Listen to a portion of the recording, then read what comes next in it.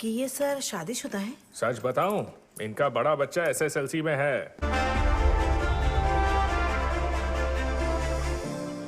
मैं दोबारा आकर मिलता हूँ आपसे। मैं बिकने वालों में से नहीं हूँ। ये कहां से लेके आया है तू? बोल। इस केस को आगे बढ़ाना जरूरी है क्या?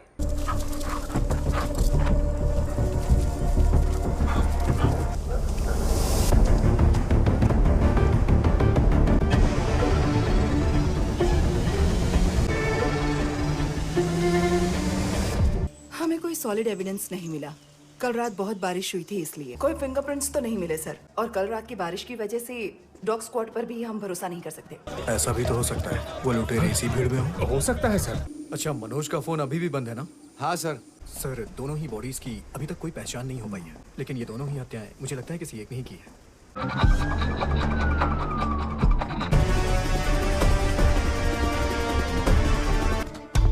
वो यहाँ नहीं है सर।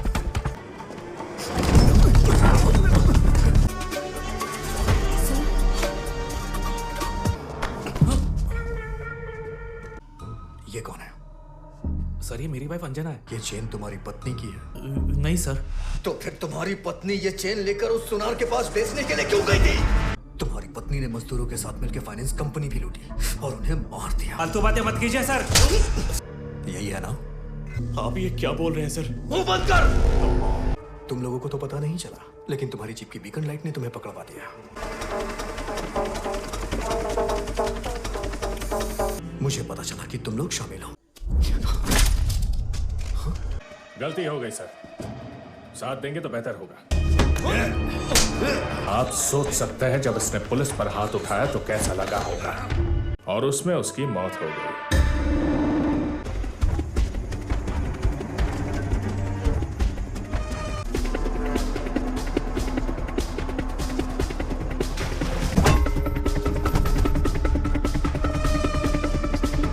मैं इसकी रिपोर्ट करूंगा।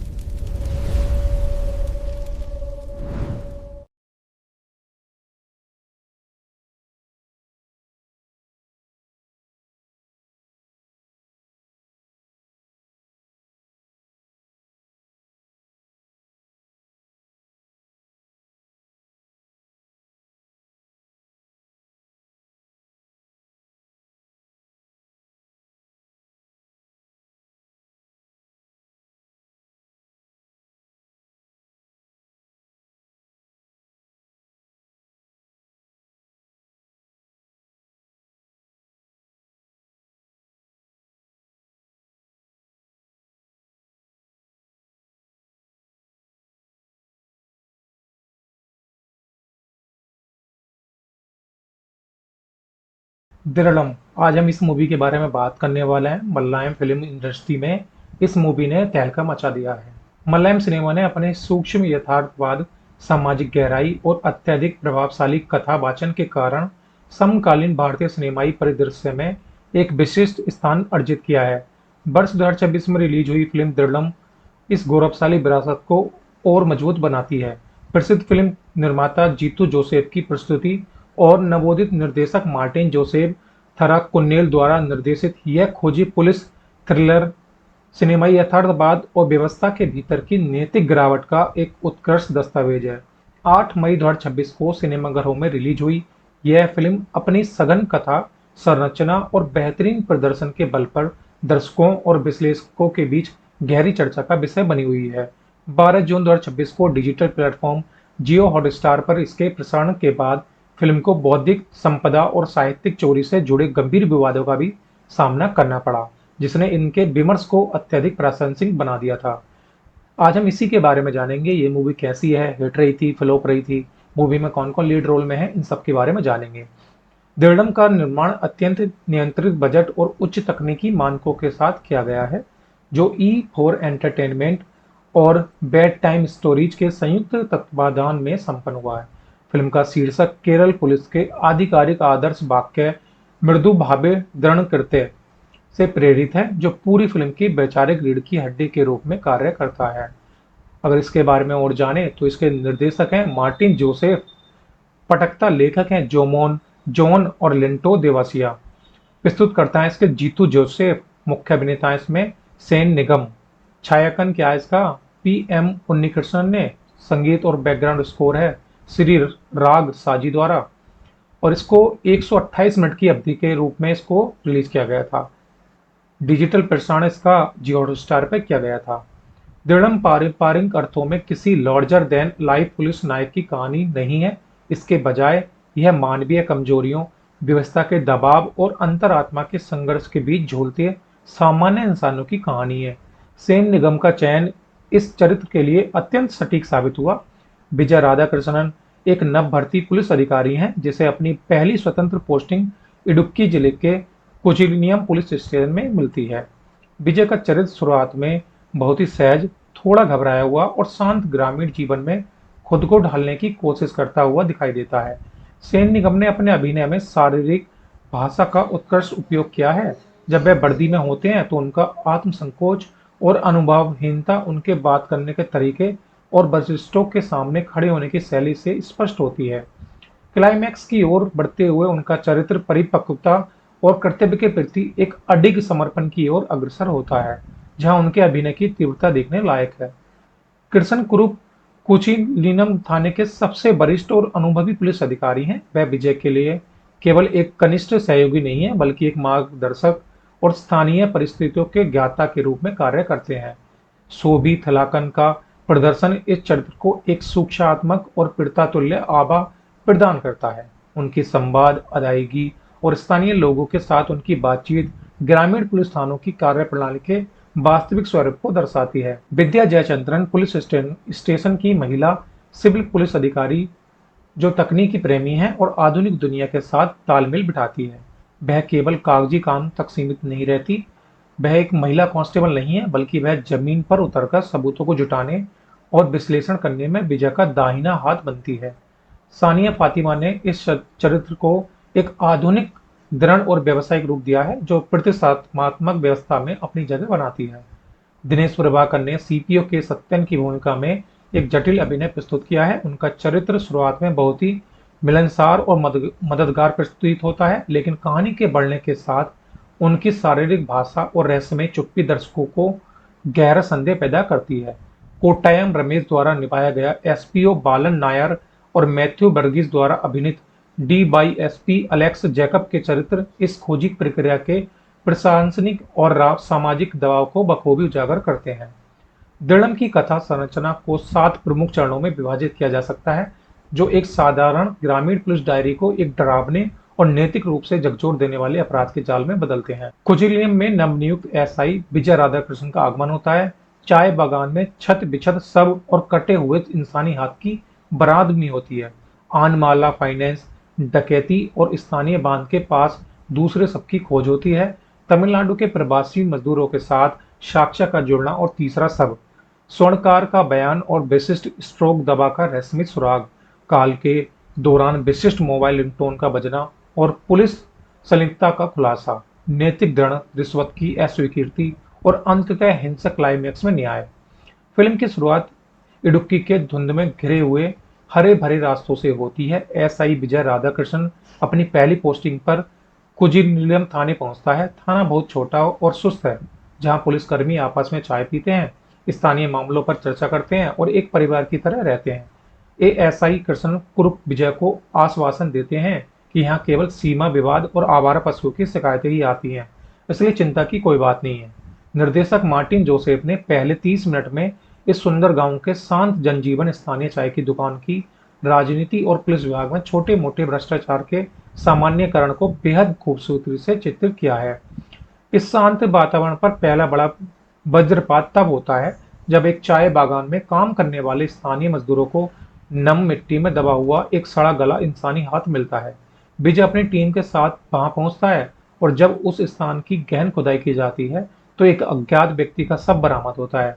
शव का चेहरा पत्थरों से कुचल दिया गया है और उसकी उंगलियों को काट दिया गया है ताकि पहचान और फिंगरप्रिंट की प्रक्रिया को बाधित किया जा सके। विजय को तुरंत एहसास होता है कि यह कोई सामान्य दुर्घटना या आपसी झगड़ा नहीं है, बल्कि एक पूर्व नियोजित क्रूर हत्या है। अभी पुलिस अज्ञात सबकी शिनाख्त भी नहीं कर पाई थी कि कोचिन नीलम की एक प्रमुख गैर बैंकिंग वित्तीय संस्था आनमाला फाइनेंस में एक सुनियोजित डकैती की घटना हो जाती है। यह संस्था स्थानीय गरीब किसानों और मजदूरों के सोने के आभूषणों के बदले ऊंची ब्याज दरों पर ऋण देने के लिए कुख्यात थी और पूरे क्षेत्र में इसकी छवि अत्यंत शोषक संस्था की थी। डकैती के दौरान अपराधियों ने तिजोरी से भारी मात्रा में सोना और नकदी उड़ा ली। इस घटना के ठीक 48 घंटे बाद स्थानीय बांध के पिछले हिस्से के शांत पानी में एक और तैरता हुआ शव मिलता है। फोरेंसिक जांच में यह चौंकाने वाला तथ्य सामने आता है कि इस व्यक्ति की हत्या भी ठीक उसी शैली और हथियार से की गई थी जिससे चाय बागान वाले अज्ञात व्यक्ति की हुई थी। इससे यह स्पष्ट होता है कि गांव में सक्रिय रूप से कोई सीरियल किलर या संगठित गिरोह काम कर रहा है। खोजी दल को जांच के दौरान पता चलता है कि डकैती के ठीक बाद से ही स्थानीय चाय बागान में काम करने वाले तमिलनाडु के 4 प्रवासी मजदूर अचानक लापता हैं। विजय की टीम जब उनके स्थायी आवासों की तलाशी लेती है तो उन्हें खून के कुछ धब्बे मिलते हैं। एक स्थानीय मुखबिर की सूचना पर पुलिस जब एक सुनसान पहाड़ी ढलान की खुदाई करती है तो वहां से एक तीसरा शव बरामद होता है जो उन्हीं प्रवासी मजदूरों में से एक का था। जांच का सामाजिक विश्लेषण यह दर्शाता है कि प्रवासी मजदूरों की गुमशुदगी को स्थानीय प्रशासन और समाज द्वारा कितनी सहजता और उदासीनता से लिया जाता है। अपराधी ने इसी सामाजिक अनदेखी का फायदा उठाकर प्रवासियों को बलि का बकरा बनाया था। कथा का मुख्य मोड़ तब आता है जब एक दूर दराज के कस्बे का स्वर्णकार पुलिस स्टेशन आकर विजय को एक महत्वपूर्ण जानकारी देता है। वह बताता है कि एक रहस्यमयी महिला ने उनके पास सोने का एक ऐसा पारंपरिक हार बेचने का प्रयास किया था जिसका विवरण आनमाला फाइनेंस से चोरी हुए गहनों की सूची से मेल खाता था। विजय और विद्या तुरंत उस महिला की पहचान करने के लिए उस कस्बे के सभी संदिग्ध ठिकानों और दुकानों की पड़ताल करते हैं। पड़ताल के दौरान एक स्थानीय केमिस्ट स्टोर के मालिक से पता चलता है कि उसी संदिग्ध महिला ने हाल ही में स्ट्रोक के मरीजों के लिए इस्तेमाल होने वाली एक अत्यंत विशिष्ट, महंगी और डॉक्टर के पर्चे पर दी जाने वाली दवा खरीदी थी। विजय जब इस दवा के खरीदार के पते की खोज करता है तो सुराग सीधे कुचिनीलम पुलिस स्टेशन के ही एक वरिष्ठ अधिकारी के घर की ओर ले जाता है जिनके पिता लंबे समय से बिस्तर पर लकवाग्रस्त थे। यह सुराग विजय के लिए व्यक्तिगत और व्यावसायिक रूप से अत्यंत विनाशकारी साबित होने वाला था। उसे विश्वास नहीं होता कि उसका अपना कोई करीबी सहयोगी इस जघन्य अपराध में शामिल हो सकता है। अपने संदेह की पुष्टि करने के लिए विजय उस संदिग्ध महिला के मोबाइल नंबर पर कॉल करता है जो स्वर्णकार ने उसे दिया था। कॉल के दौरान वह महिला फोन उठाती है लेकिन वह तुरंत कोई जवाब नहीं देती। विजय को फोन के स्पीकर से एक बहुत ही अनूठी, धीमी और दुर्लभ मोबाइल रिंगटोन सुनाई देती है। कुछ ही देर बाद जब पुलिस स्टेशन में सभी अधिकारी एक प्रेस ब्रीफिंग के लिए जमा होते हैं तो विजय के सामने ही उसके एक बहुत ही विश्वसनीय और वरिष्ठ सहयोगी अधिकारी का फोन बजता है और उसकी रिंगटोन बिल्कुल वही थी जो विजय ने अपनी अभी संदिग्ध महिला के फोन के पृष्ठभूमि पर सुनी थी। इस दृश्य में विजय के चेहरे पर उभरने वाले अविश्वास, सदमे और दर्द को निर्देशक ने उत्कृष्ट संपादन के माध्यम से पर्दे पर उतारा है। विजय को समझ आ जाता है कि उसके अपने ही विभाग के वरिष्ठ अधिकारियों ने इस पूरी डकैती की योजना बनाई थी।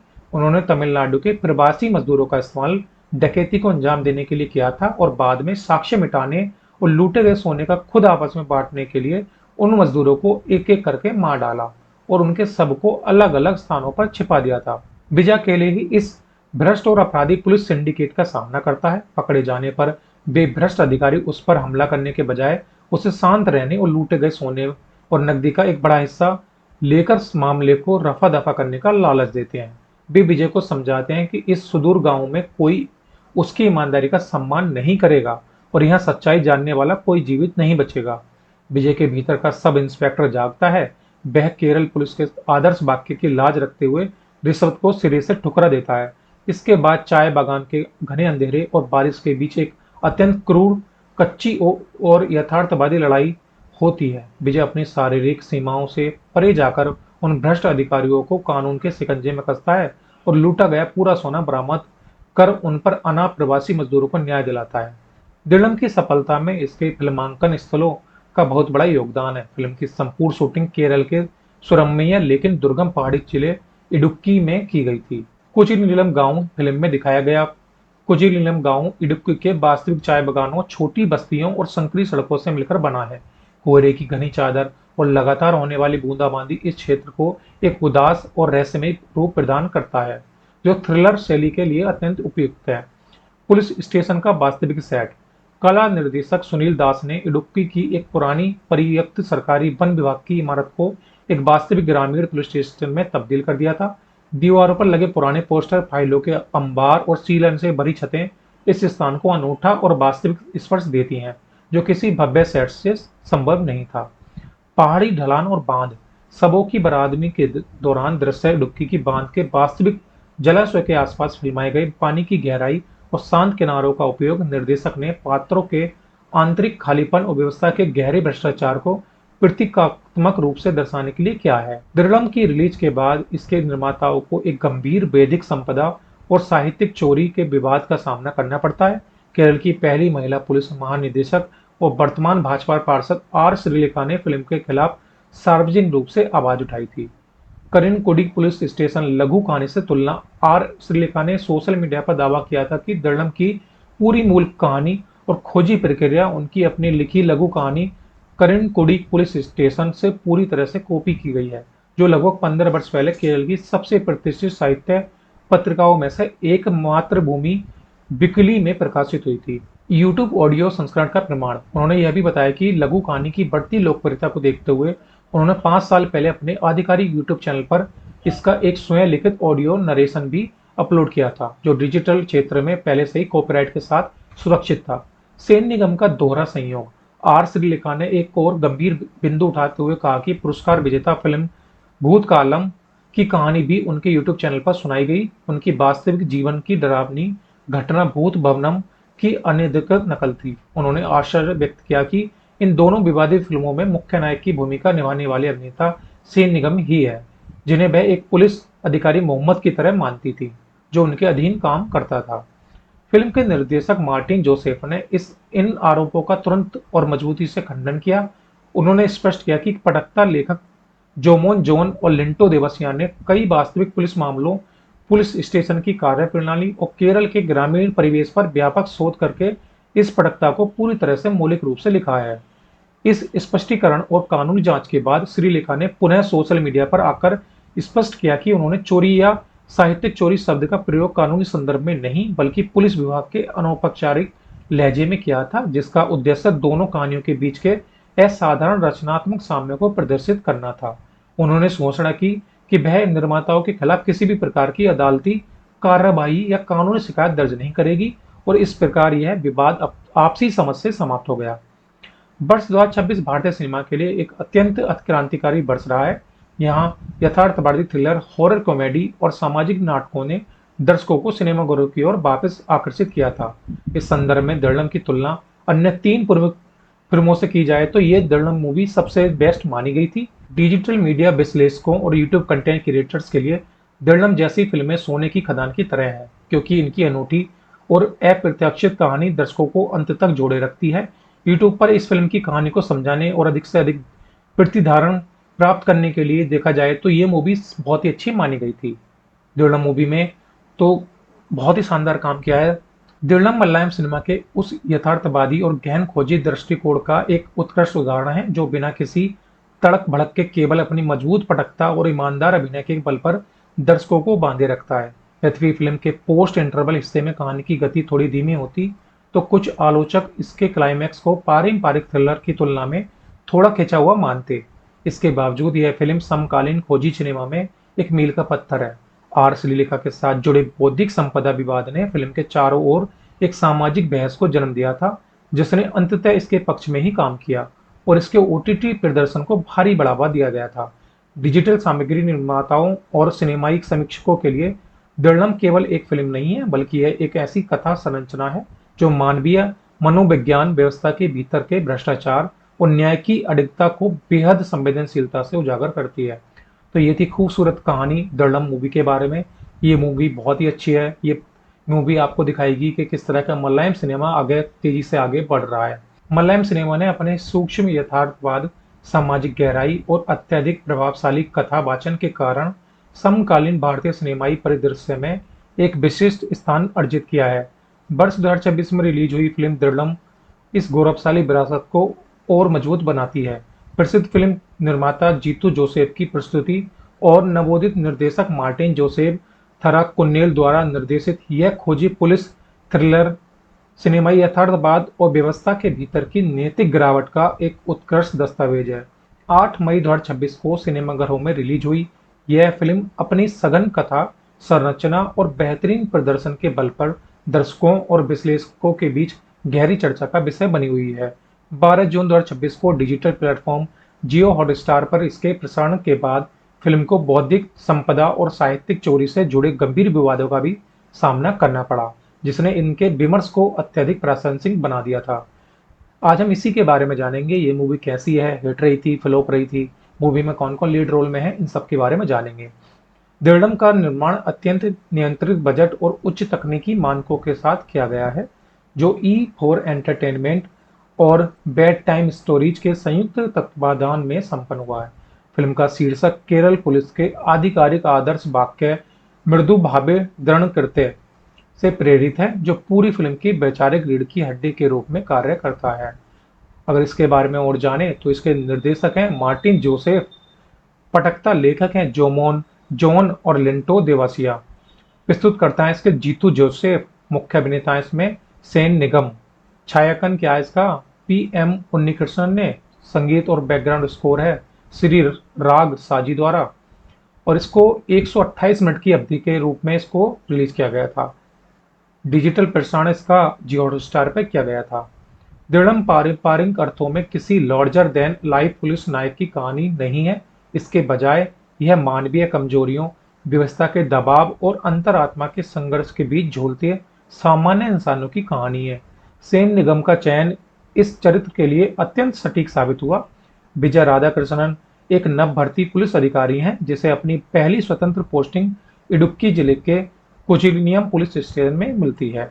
विजय का चरित्र शुरुआत में बहुत ही सहज, थोड़ा घबराया हुआ और शांत ग्रामीण जीवन में खुद को ढालने की कोशिश करता हुआ दिखाई देता है।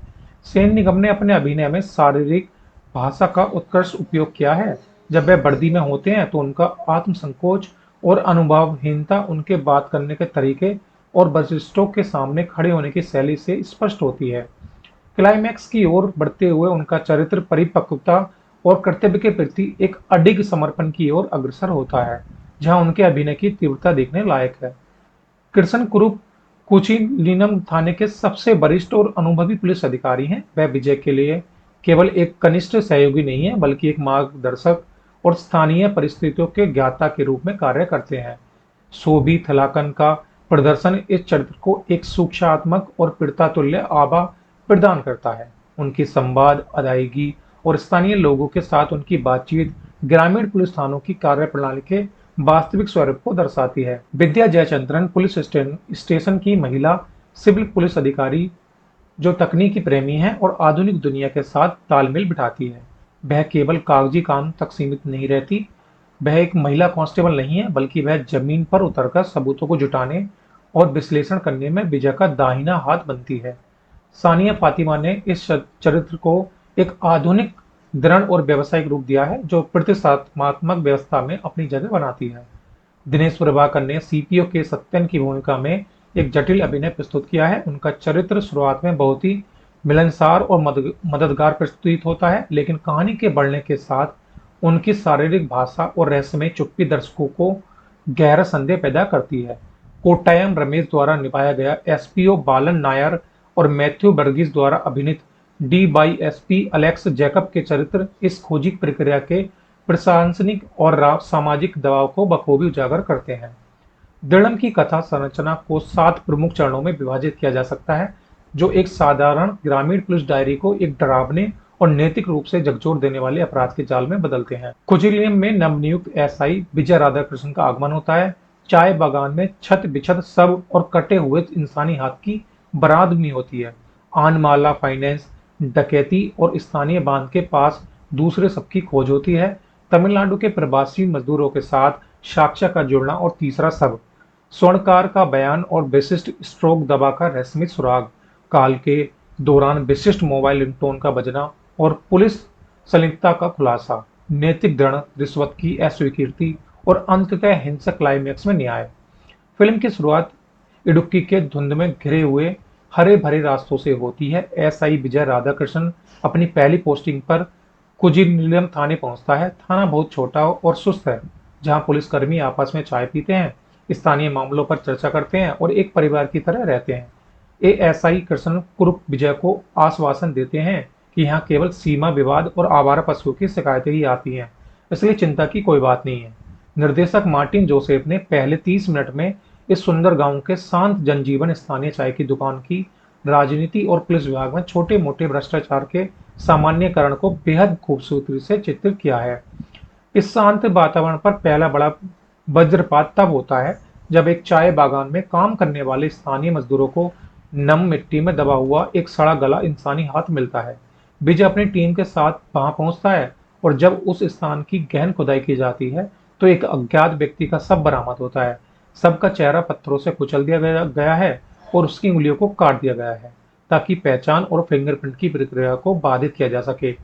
विजय को तुरंत एहसास होता है कि यह कोई सामान्य दुर्घटना या आपसी झगड़ा नहीं है, बल्कि एक पूर्व नियोजित क्रूर हत्या है। अभी पुलिस अज्ञात सबकी शिनाख्त भी नहीं कर पाई थी कि कुचिनिलम की एक प्रमुख गैर बैंकी वित्तीय संस्था आनमाला फाइनेंस में एक सुनियोजित डकैती की घटना हो जाती है। यह संस्था स्थानीय गरीब किसानों और मजदूरों के सोने के आभूषणों के बदले ऊंची ब्याज दरों पर ऋण देने के लिए कुख्यात थी और पूरे क्षेत्र में इसकी छवि अत्यंत शोषक संस्था की थी। डकैती के दौरान अपराधियों ने तिजोरी से भारी मात्रा में सोना और नकदी उड़ा ली। इस घटना के ठीक 48 घंटे बाद स्थानीय बांध के पिछले हिस्से के शांत पानी में एक और तैरता हुआ शव मिलता है। फोरेंसिक जांच में यह चौंकाने वाला तथ्य सामने आता है कि इस व्यक्ति की हत्या भी ठीक उसी शैली और हथियार से की गई थी जिससे चाय बागान वाले अज्ञात व्यक्ति की हुई थी। इससे यह स्पष्ट होता है कि गांव में सक्रिय रूप से कोई सीरियल किलर या संगठित गिरोह काम कर रहा है। खोजी दल को जांच के दौरान पता चलता है कि डकैती के ठीक बाद से ही स्थानीय चाय बागान में काम करने वाले तमिलनाडु के 4 प्रवासी मजदूर अचानक लापता हैं। विजय की टीम जब उनके स्थायी आवासों की तलाशी लेती है तो उन्हें खून के कुछ धब्बे मिलते हैं। एक स्थानीय मुखबिर की सूचना पर पुलिस जब एक सुनसान पहाड़ी ढलान की खुदाई करती है तो वहां से एक तीसरा शव बरामद होता है जो उन्हीं प्रवासी मजदूरों में से एक का था। जांच का सामाजिक विश्लेषण यह दर्शाता है कि प्रवासी मजदूरों की गुमशुदगी को स्थानीय प्रशासन और समाज द्वारा कितनी सहजता और उदासीनता से लिया जाता है। अपराधी ने इसी सामाजिक अनदेखी का फायदा उठाकर प्रवासियों को बलि का बकरा बनाया था। कथा का मुख्य मोड़ तब आता है जब एक दूर दराज के कस्बे का स्वर्णकार पुलिस स्टेशन आकर विजय को एक महत्वपूर्ण जानकारी देता है। वह बताता है कि एक रहस्यमयी महिला ने उनके पास सोने का एक ऐसा पारंपरिक हार बेचने का प्रयास किया था जिसका विवरण आनमाला फाइनेंस से चोरी हुए गहनों की सूची से मेल खाता था। विजय और विद्या तुरंत उस महिला की पहचान करने के लिए उस कस्बे के सभी संदिग्ध ठिकानों और दुकानों की पड़ताल करते हैं। पड़ताल के दौरान एक स्थानीय केमिस्ट्री स्टोर के मालिक से पता चलता है कि उसी संदिग्ध महिला ने हाल ही में स्ट्रोक के मरीजों के लिए इस्तेमाल होने वाली एक अत्यंत विशिष्ट, महंगी और डॉक्टर के पर्चे पर दी जाने वाली दवा खरीदी थी। विजय जब इस दवा के खरीदार के पते की खोज करता है तो सुराग सीधे कुचिनिलम पुलिस स्टेशन के ही एक वरिष्ठ अधिकारी के घर की ओर ले जाता है, जिनके पिता लंबे समय से बिस्तर पर लकवाग्रस्त थे। यह सुराग विजय के लिए व्यक्तिगत और व्यावसायिक रूप से अत्यंत विनाशकारी साबित होने वाला था। उसे विश्वास नहीं होता कि उसका अपना कोई करीबी सहयोगी इस जघन्य अपराध में शामिल हो सकता है। अपने संदेह की पुष्टि करने के लिए विजय उस संदिग्ध महिला के मोबाइल नंबर पर कॉल करता है जो स्वर्णकार ने उसे दिया था। कॉल के दौरान वह महिला फोन उठाती है लेकिन वह तुरंत कोई जवाब नहीं देती। विजय को फोन के स्पीकर से एक बहुत ही अनूठी, धीमी और दुर्लभ मोबाइल रिंगटोन सुनाई देती है। कुछ ही देर बाद जब पुलिस स्टेशन में सभी अधिकारी एक प्रेस ब्रीफिंग के लिए जमा होते हैं तो विजय के सामने ही उसके एक बहुत ही विश्वसनीय और वरिष्ठ सहयोगी अधिकारी का फोन बजता है और उसकी रिंगटोन बिल्कुल वही थी जो विजय ने अपनी अभी संदिग्ध महिला के फोन के पृष्ठभूमि पर सुनी थी। इस दृश्य में विजय के चेहरे पर उभरने वाले अविश्वास, सदमे और दर्द को निर्देशक ने उत्कृष्ट संपादन के माध्यम से पर्दे पर उतारा है। विजय को समझ आ जाता है कि उसके अपने ही विभाग के वरिष्ठ अधिकारियों ने इस पूरी डकैती की योजना बनाई थी। उन्होंने तमिलनाडु के प्रवासी मजदूरों का इस्तेमाल डकैती को अंजाम देने के लिए किया था और बाद में साक्ष्य मिटाने और लूटे गए सोने का खुद आपस में बांटने के लिए उन मजदूरों को एक एक करके मार डाला और उनके सबको अलग अलग स्थानों पर छिपा दिया था। विजय अकेले ही इस भ्रष्ट और अपराधी पुलिस सिंडिकेट का सामना करता है। पकड़े जाने पर वे भ्रष्ट अधिकारी उस पर हमला करने के बजाय उसे शांत रहने और लूटे गए सोने और नकदी का एक बड़ा हिस्सा लेकर मामले को रफा दफा करने का लालच देते हैं। वे विजय को समझाते हैं कि इस सुदूर गांव में कोई उसकी ईमानदारी का सम्मान नहीं करेगा और यहाँ सच्चाई जानने वाला कोई जीवित नहीं बचेगा। विजय के भीतर का सब इंस्पेक्टर जागता है। वह केरल पुलिस के आदर्श वाक्य की लाज रखते हुए रिश्वत को सिरे से ठुकरा देता है। इसके बाद चाय बागान के घने अंधेरे और बारिश के बीच एक अत्यंत क्रूर, कच्ची और यथार्थवादी लड़ाई होती है। विजय अपनी शारीरिक सीमाओं से परे जाकर उन भ्रष्ट अधिकारियों को कानून के शिकंजे में कसता है और लूटा गया पूरा सोना बरामद कर उन पर अनाथ प्रवासी मजदूरों को न्याय दिलाता है। दिलम की सफलता में इसके फिल्मांकन स्थलों का बहुत बड़ा योगदान है। फिल्म की संपूर्ण शूटिंग केरल के सुरम्य लेकिन दुर्गम पहाड़ी जिले इडुक्की में की गई थी। कुचिनीलम गांव फिल्म में दिखाया गया कुचिनीलम गांव इडुक्की के वास्तविक चाय बागानों, छोटी बस्तियों और संकरी सड़कों से मिलकर बना है। कोहरे की घनी चादर और लगातार होने वाली बूंदाबांदी इस क्षेत्र को एक उदास और रहस्यमय रूप प्रदान करता है, जो थ्रिलर शैली के लिए अत्यंत उपयुक्त है। पुलिस स्टेशन का वास्तविक सेट। कला निर्देशक सुनील दास ने इडुक्की की एक पुरानी परित्यक्त सरकारी वन विभाग की इमारत को एक वास्तविक ग्रामीण पुलिस स्टेशन में तब्दील कर दिया था। दीवारों पर लगे पुराने पोस्टर, फाइलों के अंबार और सीलन से भरी छतें इस स्थान को अनूठा और वास्तविक स्पर्श देती हैं, जो किसी भव्य सेट से संभव नहीं था। पहाड़ी ढलान और बांध। सबों की बरादमी के दौरान दृश्य इडुक्की की बांध के वास्तविक जलाशय के आसपास फिल्माए गए पानी की गहराई और शांत किनारों का उपयोग निर्देशक ने पात्रों के आंतरिक खालीपन और व्यवस्था के गहरे भ्रष्टाचार को प्रतीकात्मक रूप से दर्शाने के लिए किया है। दिलम की रिलीज के बाद इसके निर्माताओं को एक गंभीर वैदिक संपदा और साहित्यिक चोरी के विवाद का सामना करना पड़ता है।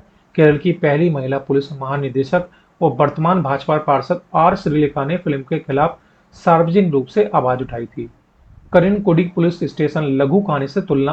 आर श्रीलेखा ने सोशल मीडिया पर दावा किया था कि दिलम की पूरी मूल कहानी और खोजी प्रक्रिया उनकी अपनी लिखी लघु कहानी करिनकोडी पुलिस स्टेशन से पूरी तरह से कॉपी की गई है, जो लगभग 15 वर्ष पहले केरल की सबसे प्रतिष्ठित साहित्य पत्रिकाओं में से एक मातृभूमि बिकली में प्रकाशित हुई थी। यूट्यूब ऑडियो संस्करण का प्रमाण। उन्होंने यह भी बताया कि लघु कहानी की बढ़ती लोकप्रियता को देखते हुए उन्होंने 5 साल पहले अपने आधिकारिक यूट्यूब चैनल पर इसका एक स्वयं लिखित ऑडियो नरेशन भी अपलोड किया था, जो डिजिटल क्षेत्र में पहले से ही कॉपीराइट के साथ सुरक्षित था। सेन निगम का दोहरा संयोग। आर श्रीलेखा ने एक और गंभीर बिंदु उठाते हुए कहा कि पुरस्कार विजेता फिल्म भूतकालम की कहानी भी उनके यूट्यूब चैनल पर सुनाई गई। उनकी वास्तविक जीवन की डरावनी घटना भूत भवनम की अनधिकृत नकल थी। उन्होंने आश्चर्य व्यक्त किया कि इन दोनों विवादित फिल्मों में मुख्य नायक की भूमिका निभाने वाले अभिनेता सेन निगम ही है, जिन्हें वह एक पुलिस अधिकारी मोहम्मद की तरह मानती थी, जो उनके अधीन काम करता था। फिल्म के निर्देशक मार्टिन जोसेफ ने इन आरोपों का तुरंत और मजबूती से खंडन किया। उन्होंने स्पष्ट किया कि पटकथा लेखक जोमोन जोन और लिंटो देवसियान ने कई वास्तविक पुलिस मामलों, पुलिस स्टेशन की कार्यप्रणाली और केरल के ग्रामीण परिवेश पर व्यापक शोध करके इस पटकथा को पूरी तरह से मौलिक रूप से लिखा है। इस स्पष्टीकरण और कानूनी जांच के बाद श्रीलेखा ने पुनः सोशल मीडिया पर आकर स्पष्ट किया कि उन्होंने चोरी या साहित्यिक चोरी शब्द का प्रयोग कानूनी संदर्भ में नहीं, बल्कि पुलिस विभाग के अनौपचारिक लहजे में किया था, जिसका उद्देश्य दोनों कहानियों के बीच के असाधारण रचनात्मक साम्य को प्रदर्शित करना था। उन्होंने घोषणा की कि वह निर्माताओं के खिलाफ किसी भी प्रकार की अदालती कार्रवाई या कानूनी शिकायत दर्ज नहीं करेगी और इस प्रकार यह विवाद आपसी समझ से समाप्त हो गया। वर्ष 2026 भारतीय सिनेमा के लिए एक अत्यंत क्रांतिकारी वर्ष रहा है। यहाँ यथार्थवादी थ्रिलर, हॉरर कॉमेडी और सामाजिक नाटकों ने दर्शकों को सिनेमाघरों की ओर वापस आकर्षित किया था। इस संदर्भ में दर्लम की तुलना अन्य 3 प्रमुख फिल्मों से की जाए तो ये दर्लम मूवी सबसे बेस्ट मानी गई थी। डिजिटल मीडिया विश्लेषकों और यूट्यूब कंटेंट क्रिएटर्स के लिए दर्लम जैसी फिल्में सोने की खदान की तरह है, क्योंकि इनकी अनूठी और अप्रत्याशित कहानी दर्शकों को अंत तक जोड़े रखती है। यूट्यूब पर इस फिल्म की कहानी को समझाने और अधिक से अधिक प्रतिधारण प्राप्त करने के लिए देखा जाए तो ये मूवी बहुत ही अच्छी मानी गई थी। दिव्लम मूवी में तो बहुत ही शानदार काम किया है। दिव्लम मलयालम सिनेमा के उस यथार्थवादी और गहन खोजी दृष्टिकोण का एक उत्कृष्ट उदाहरण है जो बिना किसी तड़क भड़क के केवल अपनी मजबूत पटकता और ईमानदार अभिनय के बल पर दर्शकों को बांधे रखता है। यद्यपि फिल्म के पोस्ट इंटरवल हिस्से में कहानी की गति थोड़ी धीमी होती तो कुछ आलोचक इसके क्लाइमैक्स को पारंपरिक थ्रिलर की तुलना में थोड़ा खिंचा हुआ मानते। इसके बावजूद यह फिल्म समकालीन खोजी सिनेमा में एक मील का पत्थर है। आर श्रीलेखा के साथ जुड़े बौद्धिक संपदा विवाद ने फिल्म के चारों ओर एक सामाजिक बहस को जन्म दिया था, जिसने अंततः इसके पक्ष में ही काम किया और इसके ओटीटी प्रदर्शन को भारी बढ़ावा दिया गया था। डिजिटल सामग्री निर्माताओं और सिनेमाई समीक्षकों के लिए दिव्लम केवल एक फिल्म नहीं है, बल्कि यह एक ऐसी कथा संरचना है जो मानवीय मनोविज्ञान, व्यवस्था के भीतर के भ्रष्टाचार और न्याय की अडिगता को बेहद संवेदनशीलता से उजागर करती है। समकालीन भारतीय सिनेमाई परिदृश्य में एक विशिष्ट स्थान अर्जित किया है। वर्ष 2026 में रिलीज हुई फिल्म दिव्लम इस गौरवशाली विरासत को और मजबूत बनाती है। प्रसिद्ध फिल्म निर्माता जीतू जोसेफ की प्रस्तुति और नवोदित निर्देशक मार्टिन जोसेफ थराकुन्नेल द्वारा निर्देशित यह खोजी पुलिस थ्रिलर सिनेमाई यथार्थवाद और व्यवस्था के भीतर की नैतिक गिरावट का एक उत्कृष्ट दस्तावेज है। 8 मई 2026 को सिनेमाघरों में रिलीज हुई यह फिल्म अपनी सघन कथा संरचना और बेहतरीन प्रदर्शन के बल पर दर्शकों और विश्लेषकों के बीच गहरी चर्चा का विषय बनी हुई है। 12 जून 2026 को डिजिटल प्लेटफॉर्म जियो हॉटस्टार पर इसके प्रसारण के बाद फिल्म को बौद्धिक संपदा और साहित्यिक चोरी से जुड़े गंभीर विवादों का भी सामना करना पड़ा, जिसने इनके विमर्श को अत्यधिक प्रासंगिक बना दिया था। आज हम इसी के बारे में जानेंगे। ये मूवी कैसी है, हिट रही थी, फ्लॉप रही थी, मूवी में कौन कौन लीड रोल में है, इन सब के बारे में जानेंगे। दिव्लम का निर्माण अत्यंत नियंत्रित बजट और उच्च तकनीकी मानकों के साथ किया गया है, जो E4 एंटरटेनमेंट और बेड टाइम स्टोरीज के संयुक्त तत्वाधान में संपन्न हुआ है। फिल्म का शीर्षक केरल पुलिस के आधिकारिक आदर्श वाक्य मृदु भावे दृढ़ कृत्य से प्रेरित है, जो पूरी फिल्म की वैचारिक रीढ़ की हड्डी के रूप में कार्य करता है। अगर इसके बारे में और जाने तो इसके निर्देशक हैं मार्टिन जोसेफ, पटकथा लेखक हैं जॉन और लिंटो देवासिया, प्रस्तुतकर्ता है इसके जीतू जोसेफ, मुख्य अभिनेता इसमें सेन निगम, छायांकन क्या है इसका PM उन्नीकृष्णन ने, संगीत और बैकग्राउंड स्कोर है श्री राग साजी द्वारा, और इसको 128 मिनट की अवधि के रूप में इसको रिलीज किया गया था। डिजिटल प्रसारण इसका जियो हॉटस्टार पर किया गया था। दिव्लम पारंपरिक अर्थों में किसी लार्जर देन लाइफ पुलिस नायक की कहानी नहीं है। इसके बजाय यह मानवीय कमजोरियों, व्यवस्था के दबाव और अंतरात्मा के संघर्ष के बीच झूलते सामान्य इंसानों की कहानी है। सेन निगम का चयन इस चरित्र के लिए अत्यंत सटीक साबित हुआ। विजय राधाकृष्णन एक नव भर्ती पुलिस अधिकारी हैं, जिसे अपनी पहली स्वतंत्र पोस्टिंग इडुक्की जिले के कोचिलियम पुलिस स्टेशन में मिलती है। विजय का चरित्र शुरुआत में बहुत ही सहज, थोड़ा घबराया हुआ और शांत ग्रामीण जीवन में खुद को ढालने की कोशिश करता हुआ दिखाई देता है। सेन निगम ने अपने अभिनय में शारीरिक भाषा का उत्कृष्ट उपयोग किया है। जब वे वर्दी में होते हैं तो उनका आत्मसंकोच और अनुभवहीनता उनके बात करने के तरीके और वरिष्ठों के सामने खड़े होने की शैली से स्पष्ट होती है। क्लाइमैक्स की ओर बढ़ते हुए उनका चरित्र परिपक्वता और कर्तव्य के प्रति एक अडिग समर्पण की ओर अग्रसर होता है, जहां उनके अभिनय की तीव्रता देखने लायक है। कृष्ण कुरूप कोचिलियम थाने के सबसे वरिष्ठ और अनुभवी पुलिस अधिकारी हैं। वह विजय के लिए केवल एक कनिष्ठ सहयोगी नहीं है, बल्कि एक मार्गदर्शक और स्थानीय परिस्थितियों के ज्ञाता के रूप में कार्य करते हैं। सोबी थलाकन का प्रदर्शन इस चरित्र को एक सूक्ष्मात्मक और पीड़ितातुल्य आभा प्रदान करता है। उनकी संवाद, अदायगी और स्थानीय लोगों के साथ उनकी बातचीत ग्रामीण पुलिस थानों की कार्यप्रणाली के वास्तविक स्वरूप को दर्शाती है। विद्या जयचंद्रन पुलिस स्टेशन की महिला सिविल पुलिस अधिकारी जो तकनीकी प्रेमी है और आधुनिक दुनिया के साथ तालमेल बिठाती है। वह केवल कागजी काम तक सीमित नहीं रहती। वह एक महिला कांस्टेबल नहीं है, बल्कि वह जमीन पर उतरकर सबूतों को जुटाने और विश्लेषण करने में विजय का दाहिना हाथ बनती है। सानिया फातिमा ने इस चरित्र को एक आधुनिक, दृढ़ और व्यावसायिक रूप दिया है, जो प्रतिष्ठात्मक व्यवस्था में अपनी जगह बनाती है। दिनेश प्रभाकर ने सीपीओ के सत्यन की भूमिका में एक जटिल अभिनय प्रस्तुत किया है। उनका चरित्र शुरुआत में बहुत ही मिलनसार और मददगार प्रस्तुत होता है, लेकिन कहानी के बढ़ने के साथ उनकी शारीरिक भाषा और रहस्यमय चुप्पी दर्शकों को गहरा संदेह पैदा करती है। कोट्टायम रमेश द्वारा निभाया गया एसपीओ बालन नायर और मैथ्यू बर्गीस द्वारा अभिनीत डीवाईएसपी अलेक्स जैकब के चरित्र इस खोजी प्रक्रिया के प्रशासनिक और सामाजिक दबाव को बखूबी उजागर करते हैं। दृढ़म की कथा संरचना को 7 प्रमुख चरणों में विभाजित किया जा सकता है, जो एक साधारण ग्रामीण पुलिस डायरी को एक डरावने और नैतिक रूप से झकझोर देने वाले अपराध के जाल में बदलते हैं। कुचिलियम में नवनियुक्त एसआई विजय राधाकृष्ण का आगमन होता है।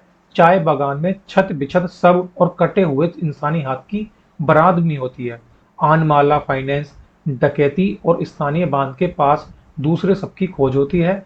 तमिलनाडु के प्रवासी मजदूरों के साथ साक्ष्य का जुड़ना और तीसरा सब, स्वर्णकार का बयान और विशिष्ट स्ट्रोक दबा का रहस्यमय सुराग, काल के दौरान विशिष्ट मोबाइल रिंगटोन का बजना और पुलिस संलिप्तता का खुलासा, नैतिक दृढ़, रिश्वत की अस्वीकृति और अंततः हिंसक क्लाइमैक्स में न्याय। फिल्म की शुरुआत इडुक्की के धुंध में घिरे हुए हरे भरे रास्तों से होती है। एसआई विजय राधाकृष्ण अपनी पहली पोस्टिंग पर कुजिलियम थाने पहुंचता है। थाना बहुत छोटा और सुस्त है, जहां पुलिसकर्मी आपस में चाय पीते हैं, स्थानीय मामलों पर चर्चा करते हैं और एक परिवार की तरह रहते हैं। एएसआई कृष्ण कुरुप विजय को आश्वासन देते हैं कि यहाँ केवल सीमा विवाद और आवारा पशुओं की शिकायतें ही आती हैं, इसलिए चिंता की कोई बात नहीं है। निर्देशक मार्टिन जोसेफ ने पहले 30 मिनट में इस सुंदर गांव के शांत जनजीवन, स्थानीय चाय की दुकान की राजनीति और पुलिस विभाग में छोटे मोटे भ्रष्टाचार के सामान्यकरण को बेहद खूबसूरती से चित्रित किया है। इस शांत वातावरण पर पहला बड़ा वज्रपात तब होता है जब एक चाय बागान में काम करने वाले स्थानीय मजदूरों को नम मिट्टी में दबा हुआ एक सड़ा गला इंसानी हाथ मिलता है। विजय अपनी टीम के साथ वहां पहुंचता है और जब उस स्थान की गहन खुदाई की जाती है तो एक अज्ञात व्यक्ति का शव बरामद होता है। सबका चेहरा पत्थरों से कुचल दिया गया है और उसकी उंगलियों को काट दिया गया है ताकि पहचान और फिंगरप्रिंट की प्रक्रिया को बाधित किया जा सके। विजय को तुरंत एहसास होता है कि यह कोई सामान्य दुर्घटना या आपसी झगड़ा नहीं है, बल्कि एक पूर्व नियोजित क्रूर हत्या है। अभी पुलिस अज्ञात सबकी शिनाख्त भी नहीं कर पाई थी कि कुचिलियम की एक प्रमुख गैर बैंकिंग वित्तीय संस्था आनमाला फाइनेंस में एक सुनियोजित डकैती की घटना हो जाती है। यह संस्था स्थानीय गरीब किसानों और मजदूरों के सोने के आभूषणों के बदले ऊंची ब्याज दरों पर ऋण देने के लिए कुख्यात थी और पूरे क्षेत्र में इसकी छवि अत्यंत शोषक संस्था की थी।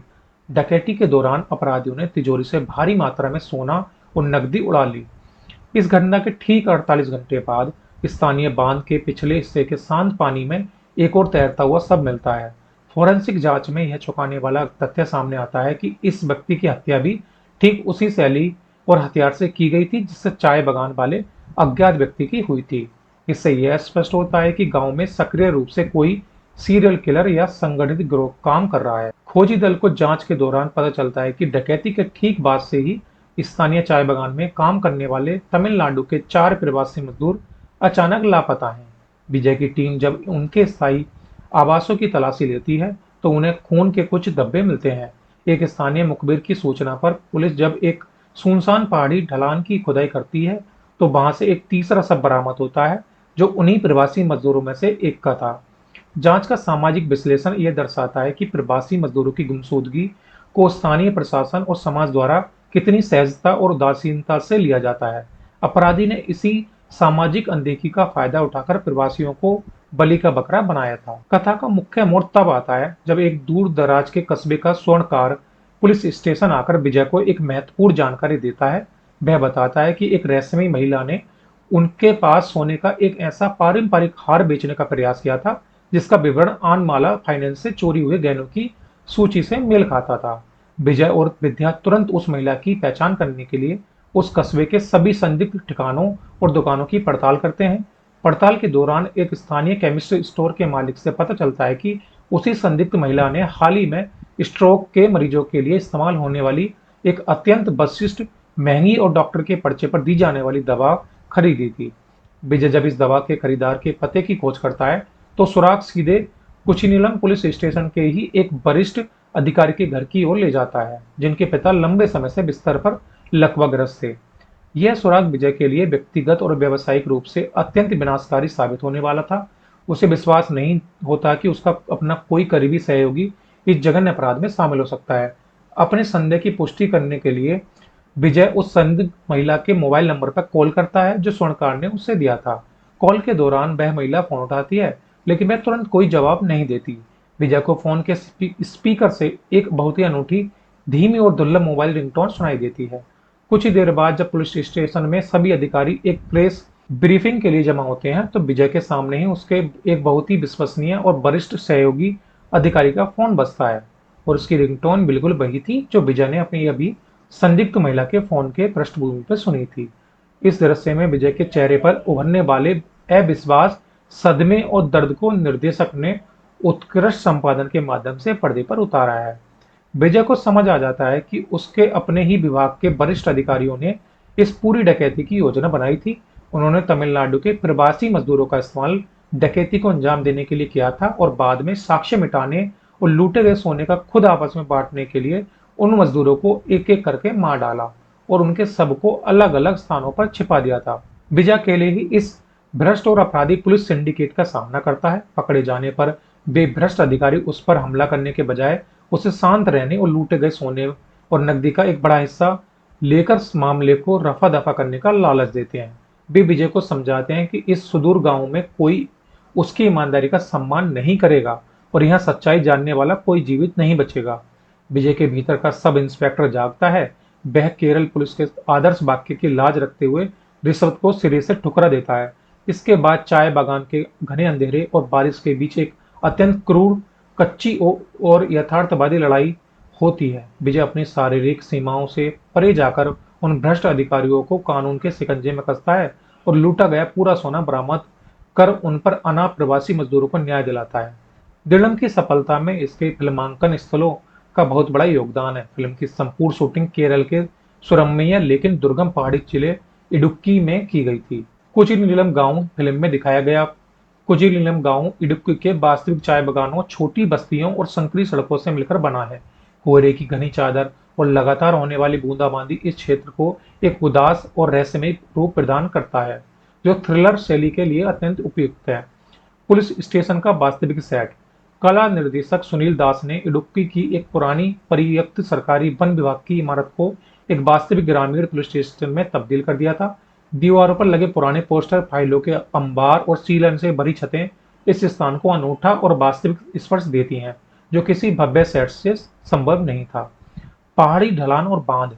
सबों की बरादमी के दौरान दृश्य इडुक्की की बांध के वास्तविक जलाशय के आसपास फिल्माए गए पानी की गहराई और शांत किनारों का उपयोग निर्देशक ने पात्रों के आंतरिक खालीपन और व्यवस्था के गहरे भ्रष्टाचार को प्रतीकात्मक रूप से दर्शाने के लिए किया है। दिलम की रिलीज के बाद इसके निर्माताओं को एक गंभीर वैदिक संपदा और साहित्यिक चोरी के विवाद का सामना करना पड़ता है। केरल की पहली महिला पुलिस महानिदेशक और वर्तमान भाजपा पार्षद आर श्रीलेखा ने फिल्म के खिलाफ सार्वजनिक रूप से आवाज उठाई थी।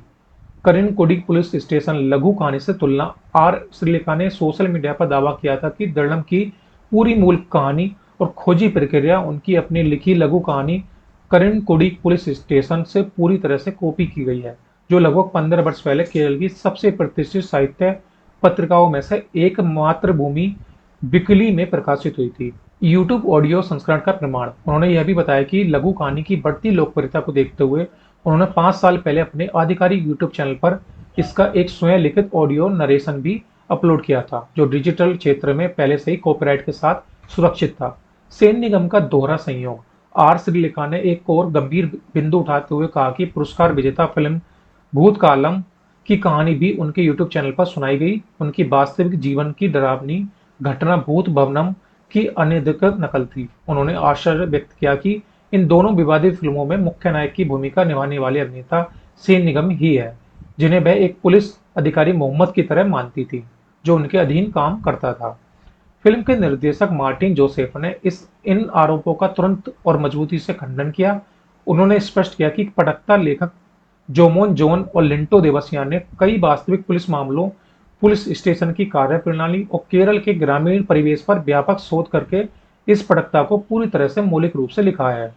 इस स्पष्टीकरण और कानूनी जांच के बाद श्रीलेखा ने पुनः सोशल मीडिया पर आकर स्पष्ट किया कि उन्होंने चोरी या साहित्यिक चोरी शब्द का प्रयोग कानूनी संदर्भ में नहीं बल्कि पुलिस विभाग के अनौपचारिक लहजे में किया था, जिसका उद्देश्य दोनों कहानियों के बीच के असाधारण रचनात्मक साम्य को प्रदर्शित करना था।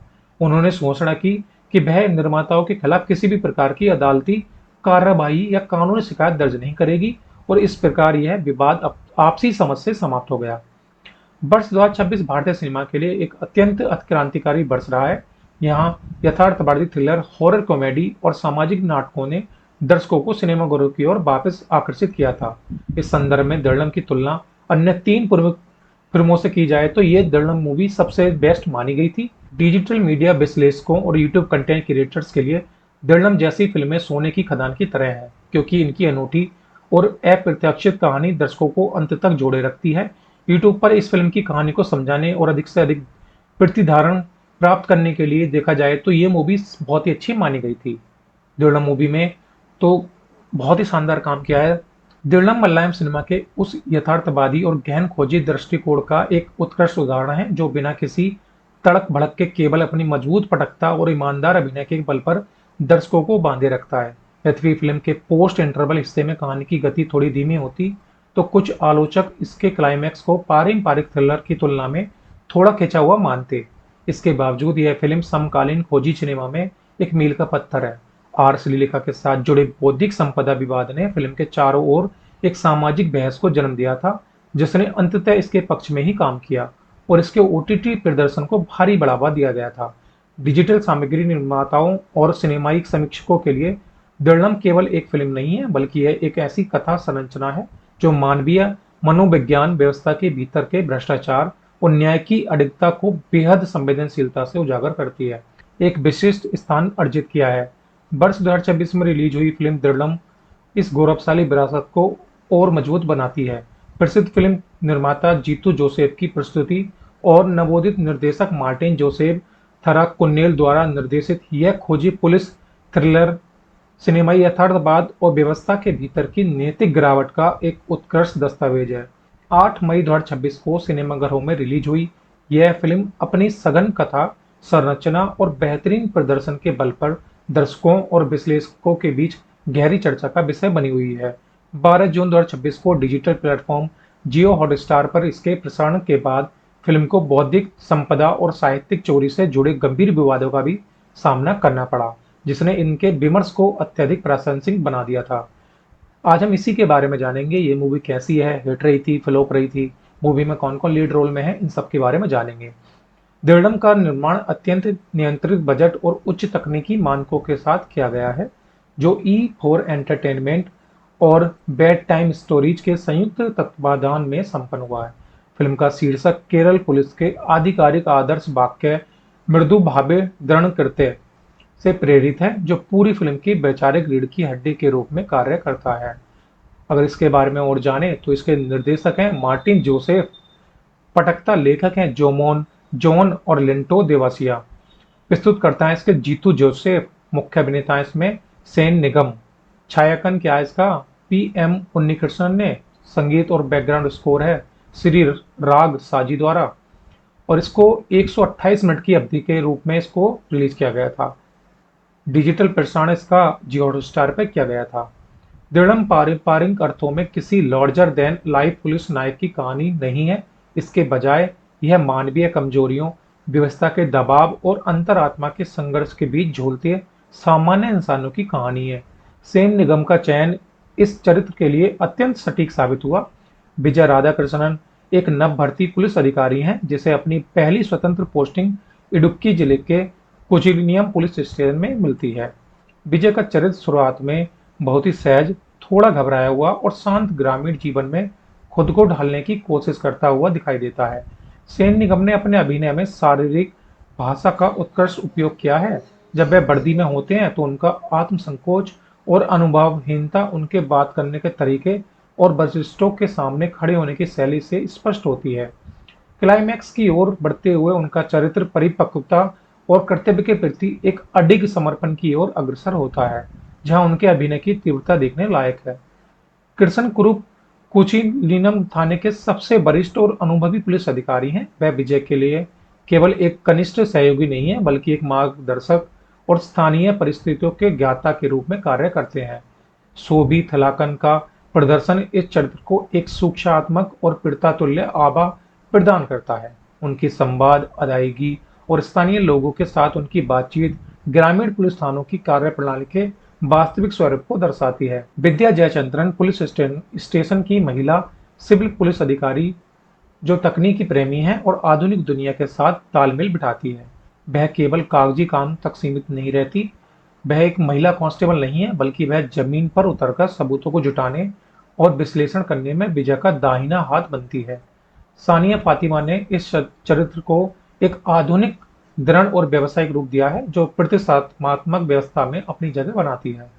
दिनेश प्रभाकर ने सीपीओ के सत्यन की भूमिका में एक जटिल अभिनय प्रस्तुत किया है। उनका चरित्र शुरुआत में बहुत ही मिलनसार और मददगार प्रस्तुत होता है, लेकिन कहानी के बढ़ने के साथ उनकी शारीरिक भाषा और रहस्यमय चुप्पी दर्शकों को गहरा संदेह पैदा करती है। कोट्टायम रमेश द्वारा निभाया गया एसपीओ बालन नायर और मैथ्यू वर्गीस द्वारा अभिनीत डीवाईएसपी अलेक्स जैकब के चरित्र इस खोजी प्रक्रिया के प्रशासनिक और सामाजिक दबाव को बखूबी उजागर करते हैं। दृढ़म की कथा संरचना को 7 प्रमुख चरणों में विभाजित किया जा सकता है, जो एक साधारण ग्रामीण पुलिस डायरी को एक डरावने और नैतिक रूप से झकझोर देने वाले अपराध के जाल में बदलते हैं। कुचिलियम में नवनियुक्त एसआई विजय राधाकृष्ण का आगमन होता है। चाय बागान में छत बिछत सब और कटे हुए इंसानी हाथ की बरादमी होती है। आनमाला फाइनेंस डकैती और स्थानीय बांध के पास दूसरे सबकी खोज होती है। तमिलनाडु के प्रवासी मजदूरों के साथ साक्ष्य का जुड़ना और तीसरा सब, स्वर्णकार का बयान और विशिष्ट स्ट्रोक दबा का रहस्यमय सुराग, काल के दौरान विशिष्ट मोबाइल रिंगटोन का बजना और पुलिस संलिप्तता का खुलासा, नैतिक दृढ़, रिश्वत की अस्वीकृति और अंततः हिंसक क्लाइमैक्स में न्याय। फिल्म की शुरुआत इडुक्की के धुंध में घिरे हुए हरे भरे रास्तों से होती है। एसआई विजय राधाकृष्ण अपनी पहली पोस्टिंग पर कुजिलियम थाने पहुंचता है। थाना बहुत छोटा और सुस्त है, जहां पुलिसकर्मी आपस में चाय पीते हैं, स्थानीय मामलों पर चर्चा करते हैं और एक परिवार की तरह रहते हैं। एएसआई कृष्ण कुरुप विजय को आश्वासन देते हैं कि यहाँ केवल सीमा विवाद और आवारा पशुओं की शिकायतें ही आती हैं, इसलिए चिंता की कोई बात नहीं है। निर्देशक मार्टिन जोसेफ ने पहले 30 मिनट में इस सुंदर गांव के शांत जनजीवन, स्थानीय चाय की दुकान की राजनीति और पुलिस विभाग में छोटे मोटे भ्रष्टाचार के सामान्यकरण को बेहद खूबसूरती से चित्रित किया है। इस शांत वातावरण पर पहला बड़ा वज्रपात तब होता है जब एक चाय बागान में काम करने वाले स्थानीय मजदूरों को नम मिट्टी में दबा हुआ एक सड़ा गला इंसानी हाथ मिलता है। विजय अपनी टीम के साथ वहां पहुंचता है और जब उस स्थान की गहन खुदाई की जाती है तो एक अज्ञात व्यक्ति का शव बरामद होता है। सबका चेहरा पत्थरों से कुचल दिया गया है और उसकी उंगलियों को काट दिया गया है ताकि पहचान और फिंगरप्रिंट की प्रक्रिया को बाधित किया जा सके। विजय को तुरंत एहसास होता है कि यह कोई सामान्य दुर्घटना या आपसी झगड़ा नहीं है, बल्कि एक पूर्व नियोजित क्रूर हत्या है। अभी पुलिस अज्ञात सबकी शिनाख्त भी नहीं कर पाई थी कि कुचिनिलम की एक प्रमुख गैर बैंकिंग वित्तीय संस्था आनमाला फाइनेंस में एक सुनियोजित डकैती की घटना हो जाती है। यह संस्था स्थानीय गरीब किसानों और मजदूरों के सोने के आभूषणों के बदले ऊंची ब्याज दरों पर ऋण देने के लिए कुख्यात थी और पूरे क्षेत्र में इसकी छवि अत्यंत शोषक संस्था की थी। डकैती के दौरान अपराधियों ने तिजोरी से भारी मात्रा में सोना और नकदी उड़ा ली। इस घटना के ठीक 48 घंटे बाद स्थानीय बांध के पिछले हिस्से के शांत पानी में एक और तैरता हुआ शव मिलता है। फोरेंसिक जांच में यह चौंकाने वाला तथ्य सामने आता है कि इस व्यक्ति की हत्या भी ठीक उसी शैली और हथियार से की गई थी जिससे चाय बागान वाले अज्ञात व्यक्ति की हुई थी। इससे यह स्पष्ट होता है कि गांव में सक्रिय रूप से कोई सीरियल किलर या संगठित गिरोह काम कर रहा है। खोजी दल को जांच के दौरान पता चलता है कि डकैती के ठीक बाद से ही स्थानीय चाय बागान में काम करने वाले तमिलनाडु के 4 प्रवासी मजदूर अचानक लापता हैं। विजय की टीम जब उनके स्थायी आवासों की तलाशी लेती है तो उन्हें खून के कुछ धब्बे मिलते हैं। एक स्थानीय मुखबिर की सूचना पर पुलिस जब एक सुनसान पहाड़ी ढलान की खुदाई करती है तो वहां से एक तीसरा शव बरामद होता है जो उन्हीं प्रवासी मजदूरों में से एक का था। जांच का सामाजिक विश्लेषण यह दर्शाता है कि प्रवासी मजदूरों की गुमशुदगी को स्थानीय प्रशासन और समाज द्वारा कितनी सहजता और उदासीनता से लिया जाता है। अपराधी ने इसी सामाजिक अनदेखी का फायदा उठाकर प्रवासियों को बलि का बकरा बनाया था। कथा का मुख्य मोड़ तब आता है जब एक दूर दराज के कस्बे का स्वर्णकार पुलिस स्टेशन आकर विजय को एक महत्वपूर्ण जानकारी देता है। वह बताता है कि एक रहस्यमयी महिला ने उनके पास सोने का एक ऐसा पारंपरिक हार बेचने का प्रयास किया था जिसका विवरण आनमाला फाइनेंस से चोरी हुए गहनों की सूची से मेल खाता था। विजय और विद्या तुरंत उस महिला की पहचान करने के लिए उस कस्बे के सभी संदिग्ध ठिकानों और दुकानों की पड़ताल करते हैं। पड़ताल के दौरान एक स्थानीय केमिस्ट स्टोर के मालिक से पता चलता है कि उसी संदिग्ध महिला ने हाल ही में स्ट्रोक के मरीजों के लिए इस्तेमाल होने वाली एक अत्यंत विशिष्ट, महंगी और डॉक्टर के पर्चे पर दी जाने वाली दवा खरीदी थी। विजय जब इस दवा के खरीदार के पते की खोज करता है तो सुराग सीधे कुचिनीलम पुलिस स्टेशन के ही एक वरिष्ठ अधिकारी के घर की ओर ले जाता है, जिनके पिता लंबे समय से बिस्तर पर लकवाग्रस्त थे। यह सुराग विजय के लिए व्यक्तिगत और व्यावसायिक रूप से अत्यंत विनाशकारी साबित होने वाला था।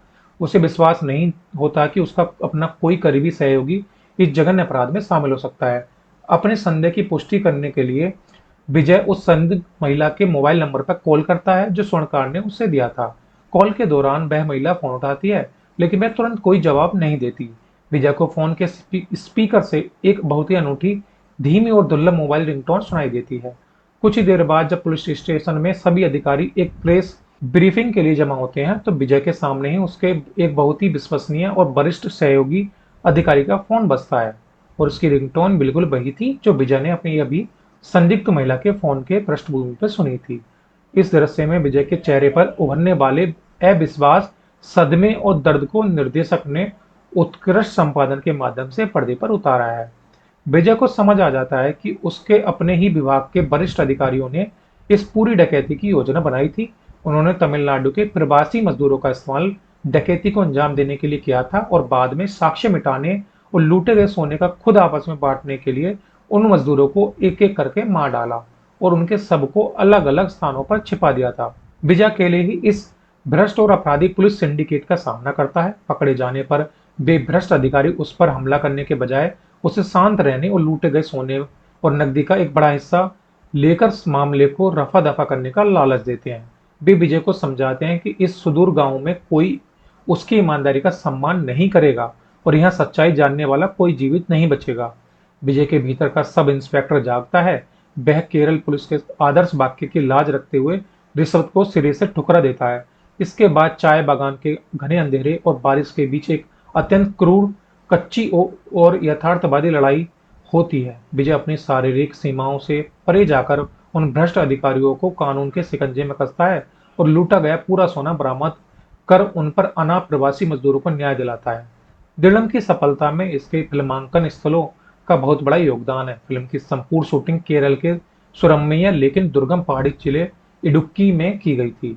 कुचिनीलम गांव फिल्म में दिखाया गया कुचिनीलम गांव इडुक्की के वास्तविक चाय बागानों, छोटी बस्तियों और संकरी सड़कों से मिलकर बना है। कोहरे की घनी चादर और लगातार होने वाली बूंदाबांदी इस क्षेत्र को एक उदास और रहस्यमय रूप प्रदान करता है जो थ्रिलर शैली के लिए अत्यंत उपयुक्त है। पुलिस स्टेशन का वास्तविक सेट। कला निर्देशक सुनील दास ने इडुक्की की एक पुरानी परित्यक्त सरकारी वन विभाग की इमारत को एक वास्तविक ग्रामीण पुलिस स्टेशन में तब्दील कर दिया था। दीवारों पर लगे पुराने पोस्टर, फाइलों के अंबार और सीलन से भरी छतें इस स्थान को अनूठा और वास्तविक स्पर्श देती हैं जो किसी भव्य सेट से संभव नहीं था। पहाड़ी ढलान और बांध। सबों की बरादरी के दौरान दृश्य इडुक्की की बांध के वास्तविक जलाशय के आसपास फिल्माए गए पानी की गहराई और शांत किनारों का उपयोग निर्देशक ने पात्रों के आंतरिक खालीपन और व्यवस्था के गहरे भ्रष्टाचार को प्रतीकात्मक रूप से दर्शाने के लिए किया है। दिलम की रिलीज के बाद इसके निर्माताओं को एक गंभीर वैदिक संपदा और साहित्यिक चोरी के विवाद का सामना करना पड़ता है। केरल की पहली महिला पुलिस महानिदेशक और वर्तमान भाजपा पार्षद आर श्रीलेखा ने फिल्म के खिलाफ सार्वजनिक रूप से आवाज उठाई थी। करिनकुडी पुलिस स्टेशन लघु कहानी से तुलना। आर श्रीलेखा ने सोशल मीडिया पर दावा किया था कि दिलम की पूरी मूल कहानी और खोजी प्रक्रिया उनकी अपनी लिखी लघु कहानी करिनकुडी पुलिस स्टेशन से पूरी तरह से कॉपी की गई है, जो लगभग 15 वर्ष पहले केरल की सबसे प्रतिष्ठित साहित्य पत्रिकाओं में से एक मातृभूमि बिकली में प्रकाशित हुई थी। यूट्यूब ऑडियो संस्करण का प्रमाण। उन्होंने यह भी बताया कि लघु कहानी की बढ़ती लोकप्रियता को देखते हुए उन्होंने 5 साल पहले अपने आधिकारिक यूट्यूब चैनल पर इसका एक स्वयं लिखित ऑडियो नरेशन भी अपलोड किया था, जो डिजिटल क्षेत्र में पहले से ही कॉपीराइट के साथ सुरक्षित था। सेन निगम का दोहरा संयोग। आर श्रीलेखा ने एक और गंभीर बिंदु उठाते हुए कहा कि पुरस्कार विजेता फिल्म भूतकालम की कहानी भी उनके यूट्यूब चैनल पर सुनाई गई। उनकी वास्तविक जीवन की डरावनी घटना भूत भवनम की अनधिकृत नकल थी। उन्होंने आश्चर्य व्यक्त किया कि इन दोनों विवादित फिल्मों में मुख्य नायक की भूमिका निभाने वाले अभिनेता सेन निगम ही है, जिन्हें वह एक पुलिस अधिकारी मोहम्मद की तरह मानती थी, जो उनके अधीन काम करता था। फिल्म के निर्देशक मार्टिन जोसेफ ने इन आरोपों का तुरंत और मजबूती से खंडन किया। उन्होंने स्पष्ट किया कि पटकथा लेखक जोमोन जोन और लिंटो देवसिया ने कई वास्तविक पुलिस मामलों, पुलिस स्टेशन की कार्यप्रणाली और केरल के ग्रामीण परिवेश पर व्यापक शोध करके इस पटकथा को पूरी तरह से मौलिक रूप से लिखा है। इस स्पष्टीकरण और कानूनी जांच के बाद श्रीलेखा ने पुनः सोशल मीडिया पर आकर स्पष्ट किया कि उन्होंने चोरी या साहित्यिक चोरी शब्द का प्रयोग कानूनी संदर्भ में नहीं, बल्कि पुलिस विभाग के अनौपचारिक लहजे में किया था, जिसका उद्देश्य दोनों कहानियों के बीच के असाधारण रचनात्मक साम्य को प्रदर्शित करना था। उन्होंने घोषणा की कि वह निर्माताओं के खिलाफ किसी भी प्रकार की अदालती कार्रवाई या कानूनी शिकायत दर्ज नहीं करेगी, और इस प्रकार यह विवाद आपसी समझ से समाप्त हो गया। वर्ष 2026 भारतीय सिनेमा के लिए एक अत्यंत क्रांतिकारी वर्ष रहा है। यहाँ यथार्थवादी थ्रिलर, हॉरर कॉमेडी और सामाजिक नाटकों ने दर्शकों को सिनेमाघरों की ओर वापस आकर्षित किया था। इस संदर्भ में दृढ़म की तुलना अन्य 3 प्रमुख फिल्मों से की जाए तो ये दृढ़म मूवी सबसे बेस्ट मानी गई थी। डिजिटल मीडिया विश्लेषकों और यूट्यूब कंटेंट क्रिएटर्स के लिए दृढ़म जैसी फिल्में सोने की खदान की तरह है, क्योंकि इनकी अनूठी और अप्रत्याशित कहानी दर्शकों को अंत तक जोड़े रखती है। यूट्यूब पर इस फिल्म की कहानी को समझाने और अधिक से अधिक प्रतिधारण प्राप्त करने के लिए देखा जाए तो ये मूवी बहुत ही अच्छी मानी गई थी। दृढ़म मूवी में तो बहुत ही शानदार काम किया है। दृढ़म मलयालम सिनेमा के उस यथार्थवादी और गहन खोजी दृष्टिकोण का एक उत्कृष्ट उदाहरण है, जो बिना किसी तड़क भड़क के केवल अपनी मजबूत पटकथा और ईमानदार अभिनय के बल पर दर्शकों को बांधे रखता है। यद्यपि फिल्म के पोस्ट इंटरवल हिस्से में कहानी की गति थोड़ी धीमी होती तो कुछ आलोचक इसके क्लाइमैक्स को पारंपरिक थ्रिलर की तुलना में थोड़ा खिंचा हुआ मानते। इसके बावजूद यह फिल्म समकालीन खोजी सिनेमा में एक मील का पत्थर है। आर श्रीलेखा के साथ जुड़े बौद्धिक संपदा विवाद ने फिल्म के चारों ओर एक सामाजिक बहस को जन्म दिया था, जिसने अंततः इसके पक्ष में ही काम किया और इसके ओटीटी प्रदर्शन को भारी बढ़ावा दिया गया था। वर्ष 2026 में रिलीज हुई फिल्म दृढ़म इस गौरवशाली विरासत को और मजबूत बनाती है।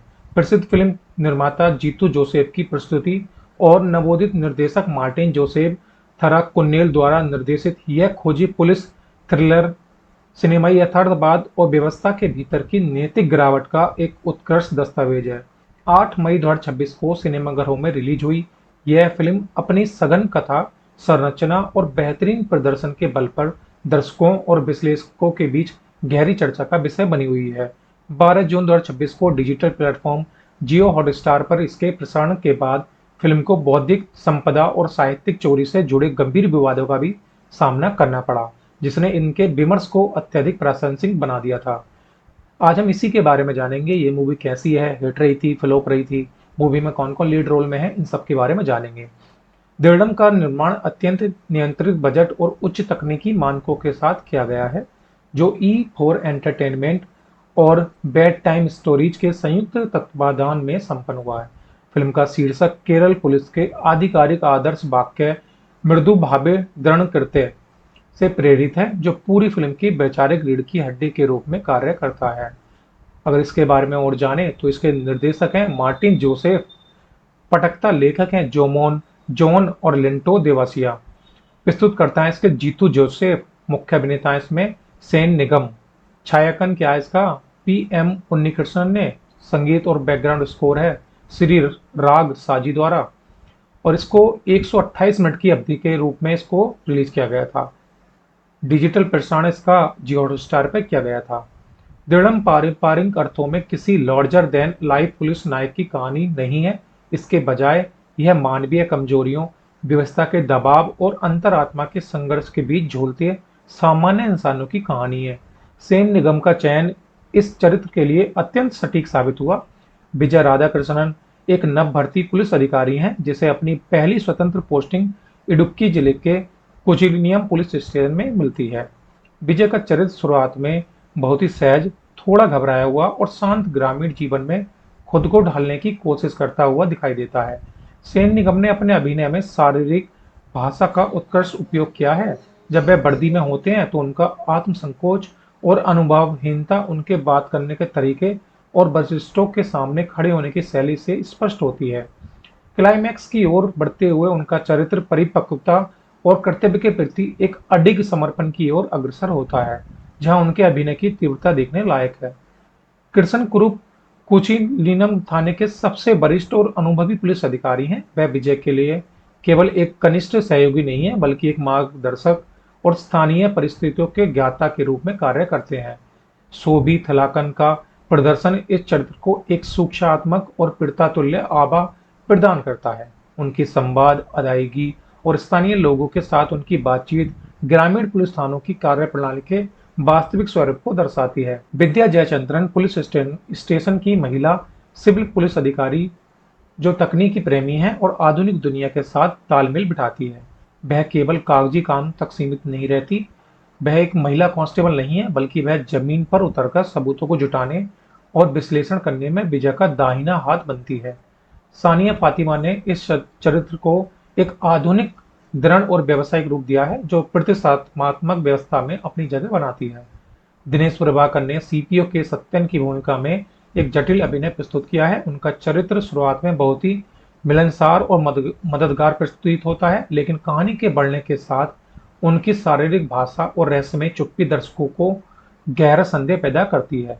कोट्टायम रमेश द्वारा निभाया गया एसपीओ बालन नायर और मैथ्यू बर्गिस द्वारा अभिनीत डीवाईएसपी अलेक्स जैकब के चरित्र इस खोजी प्रक्रिया के प्रशासनिक और सामाजिक दबाव को बखूबी उजागर करते हैं। दृढ़म की कथा संरचना को 7 प्रमुख चरणों में विभाजित किया जा सकता है, जो एक साधारण ग्रामीण पुलिस डायरी को एक डरावने और नैतिक रूप से झकझोर देने वाले अपराध के जाल में बदलते हैं। कुचिलियम में नवनियुक्त एसआई विजय राधाकृष्ण का आगमन होता है। चाय बागान में छत बिछत सब और कटे हुए इंसानी हाथ की बरादमी होती है। आनमाला फाइनेंस डकैती और स्थानीय बांध के पास दूसरे सबकी खोज होती है।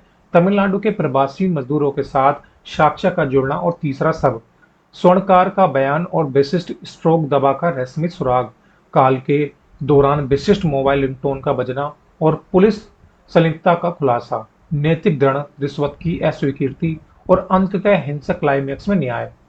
फिल्म की शुरुआत इडुक्की के धुंध में घिरे हुए हरे भरे रास्तों से होती है। एसआई विजय राधाकृष्ण अपनी पहली पोस्टिंग पर कुजिलियम थाने पहुंचता है। थाना बहुत छोटा और सुस्त है, जहां पुलिसकर्मी आपस में चाय पीते हैं, स्थानीय मामलों पर चर्चा करते हैं और एक परिवार की तरह रहते हैं। एएसआई कृष्ण कुरूप विजय को आश्वासन देते हैं कि यहाँ केवल सीमा विवाद और आवारा पशुओं की शिकायतें ही आती हैं, इसलिए चिंता की कोई बात नहीं है। निर्देशक मार्टिन जोसेफ ने पहले 30 मिनट में इस सुंदर गांव के शांत जनजीवन, स्थानीय चाय की दुकान की राजनीति और पुलिस विभाग में छोटे मोटे भ्रष्टाचार के सामान्यकरण को बेहद खूबसूरती से चित्रित किया है। इस शांत वातावरण पर पहला बड़ा वज्रपात तब होता है जब एक चाय बागान में काम करने वाले स्थानीय मजदूरों को नम मिट्टी में दबा हुआ एक सड़ा गला इंसानी हाथ मिलता है। विजय अपनी टीम के साथ वहां पहुंचता है और जब उस स्थान की गहन खुदाई की जाती है तो एक अज्ञात व्यक्ति का शव बरामद होता है।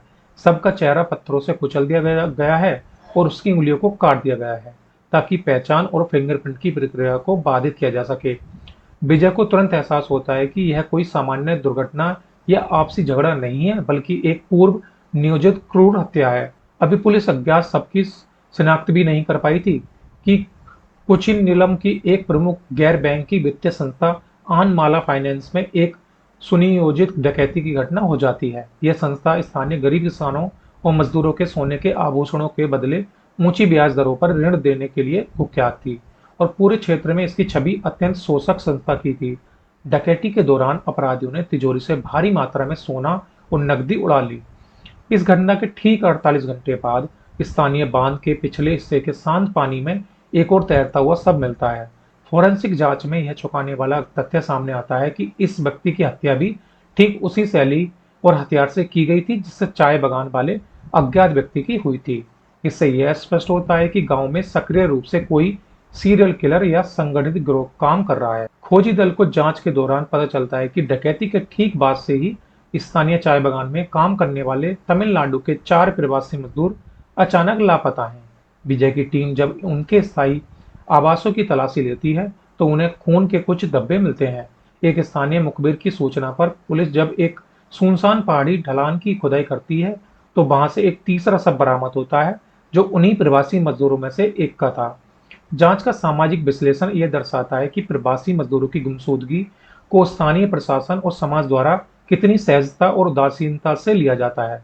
अपराधी ने इसी सामाजिक अनदेखी का फायदा उठाकर प्रवासियों को बलि का बकरा बनाया था। कथा का मुख्य मोड़ तब आता है जब एक दूर दराज के कस्बे का स्वर्णकार पुलिस स्टेशन आकर विजय को एक महत्वपूर्ण जानकारी देता है। वह बताता है कि एक रहस्यमयी महिला ने उनके पास सोने का एक ऐसा पारंपरिक हार बेचने का प्रयास किया था जिसका विवरण आनमाला फाइनेंस से चोरी हुए गहनों की सूची से मेल खाता था। विजय और विद्या तुरंत उस महिला की पहचान करने के लिए उस कस्बे के सभी संदिग्ध ठिकानों और दुकानों की पड़ताल करते हैं। पड़ताल के दौरान एक स्थानीय केमिस्ट स्टोर के मालिक से पता चलता है कि उसी संदिग्ध महिला ने हाल ही में स्ट्रोक के मरीजों के लिए इस्तेमाल होने वाली एक अत्यंत विशिष्ट, महंगी और डॉक्टर के पर्चे पर दी जाने वाली दवा खरीदी थी। विजय जब इस दवा के खरीदार के पते की खोज करता है तो सुराग सीधे कुचिनीलम पुलिस स्टेशन के ही एक वरिष्ठ अधिकारी के घर की ओर ले जाता है जिनके पिता लंबे समय से बिस्तर पर लकवाग्रस्त थे। यह सुराग विजय के लिए व्यक्तिगत और व्यावसायिक रूप से अत्यंत विनाशकारी साबित होने वाला था। उसे विश्वास नहीं होता कि उसका अपना कोई करीबी सहयोगी इस जघन्य अपराध में शामिल हो सकता है। अपने संदेह की पुष्टि करने के लिए विजय उस संदिग्ध महिला के मोबाइल नंबर पर कॉल करता है जो स्वर्णकार ने उसे दिया था। कॉल के दौरान वह महिला फोन उठाती है लेकिन वह तुरंत कोई जवाब नहीं देती। विजय को फोन के स्पीकर से एक बहुत ही अनूठी, धीमी और दुर्लभ मोबाइल रिंगटोन सुनाई देती है। कुछ ही देर बाद जब पुलिस स्टेशन में सभी अधिकारी एक प्रेस ब्रीफिंग के लिए जमा होते हैं तो विजय के सामने ही उसके एक बहुत ही विश्वसनीय और वरिष्ठ सहयोगी अधिकारी का फोन बजता है और उसकी रिंगटोन बिल्कुल वही थी जो विजय ने अपनी अभी संदिग्ध महिला के फोन के पृष्ठभूमि पर सुनी थी। इस दृश्य में विजय के चेहरे पर उभरने वाले अविश्वास, सदमे और दर्द को निर्देशक ने उत्कृष्ट संपादन के माध्यम से पर्दे पर उतारा है। विजय को समझ आ जाता है कि उसके अपने ही विभाग के वरिष्ठ अधिकारियों ने इस पूरी डकैती की योजना बनाई थी। उन्होंने तमिलनाडु के प्रवासी मजदूरों का इस्तेमाल डकैती को अंजाम देने के लिए किया था और बाद में साक्ष्य मिटाने और लूटे गए सोने का खुद आपस में बांटने के लिए उन मजदूरों को एक एक करके मार डाला और उनके सबको अलग अलग स्थानों पर छिपा दिया था। विजय अकेले ही इस भ्रष्ट और अपराधी पुलिस सिंडिकेट का सामना करता है। पकड़े जाने पर वे भ्रष्ट अधिकारी उस पर हमला करने के बजाय उसे शांत रहने और लूटे गए सोने और नकदी का एक बड़ा हिस्सा लेकर मामले को रफा दफा करने का लालच देते हैं। वे विजय को समझाते हैं कि इस सुदूर गांव में कोई उसकी ईमानदारी का सम्मान नहीं करेगा और यहाँ सच्चाई जानने वाला कोई जीवित नहीं बचेगा। विजय के भीतर का सब इंस्पेक्टर जागता है। वह केरल पुलिस के आदर्श वाक्य की लाज रखते हुए रिश्वत को सिरे से ठुकरा देता है। इसके बाद चाय बागान के घने अंधेरे और बारिश के बीच एक अत्यंत क्रूर, कच्ची और यथार्थवादी लड़ाई होती है। विजय अपनी शारीरिक सीमाओं से परे जाकर उन भ्रष्ट अधिकारियों को कानून के शिकंजे में कसता है और लूटा गया पूरा सोना बरामद कर उन पर अनाथ प्रवासी मजदूरों को न्याय दिलाता है। दिलम की सफलता में इसके फिल्मांकन स्थलों का बहुत बड़ा योगदान है। फिल्म की संपूर्ण शूटिंग केरल के सुरम्य लेकिन दुर्गम पहाड़ी जिले इडुक्की में की गई थी। कुचिनीलम गांव फिल्म में दिखाया गया कुचिनीलम गांव इडुक्की के वास्तविक चाय बागानों, छोटी बस्तियों और संकरी सड़कों से मिलकर बना है।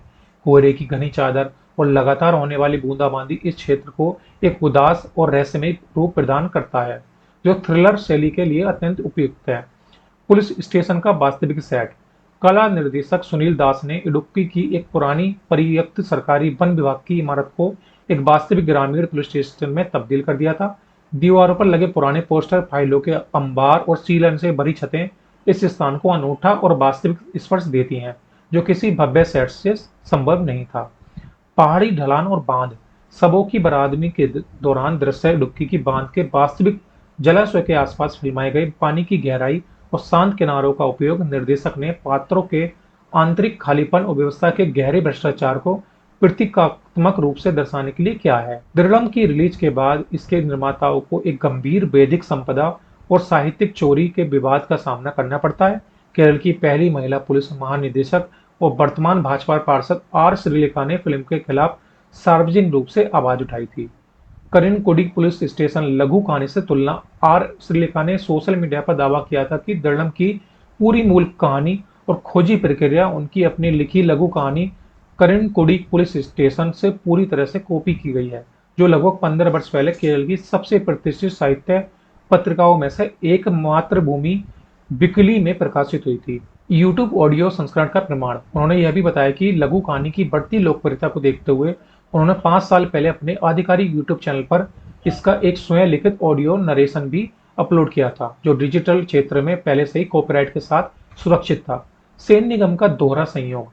आर श्रीलेखा ने एक और गंभीर बिंदु उठाते हुए कहा कि पुरस्कार विजेता फिल्म भूतकालम की कहानी भी उनके यूट्यूब चैनल पर सुनाई गई। उनकी वास्तविक जीवन की डरावनी घटना भूत भवनम की अनधिकृत नकल थी। उन्होंने आश्चर्य व्यक्त किया कि इन दोनों विवादित फिल्मों में मुख्य नायक की भूमिका निभाने वाले अभिनेता सेन निगम ही है, जिन्हें वह एक पुलिस अधिकारी मोहम्मद की तरह मानती थी, जो उनके अधीन काम करता था।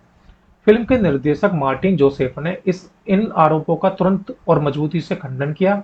उन्होंने स्पष्ट किया कि पटकथा लेखक जोमोन जोन और लिंटो देवसिया ने कई वास्तविक पुलिस मामलों, पुलिस स्टेशन की कार्यप्रणाली और केरल के ग्रामीण परिवेश पर व्यापक शोध करके इस पटकथा को पूरी तरह से मौलिक रूप से लिखा है।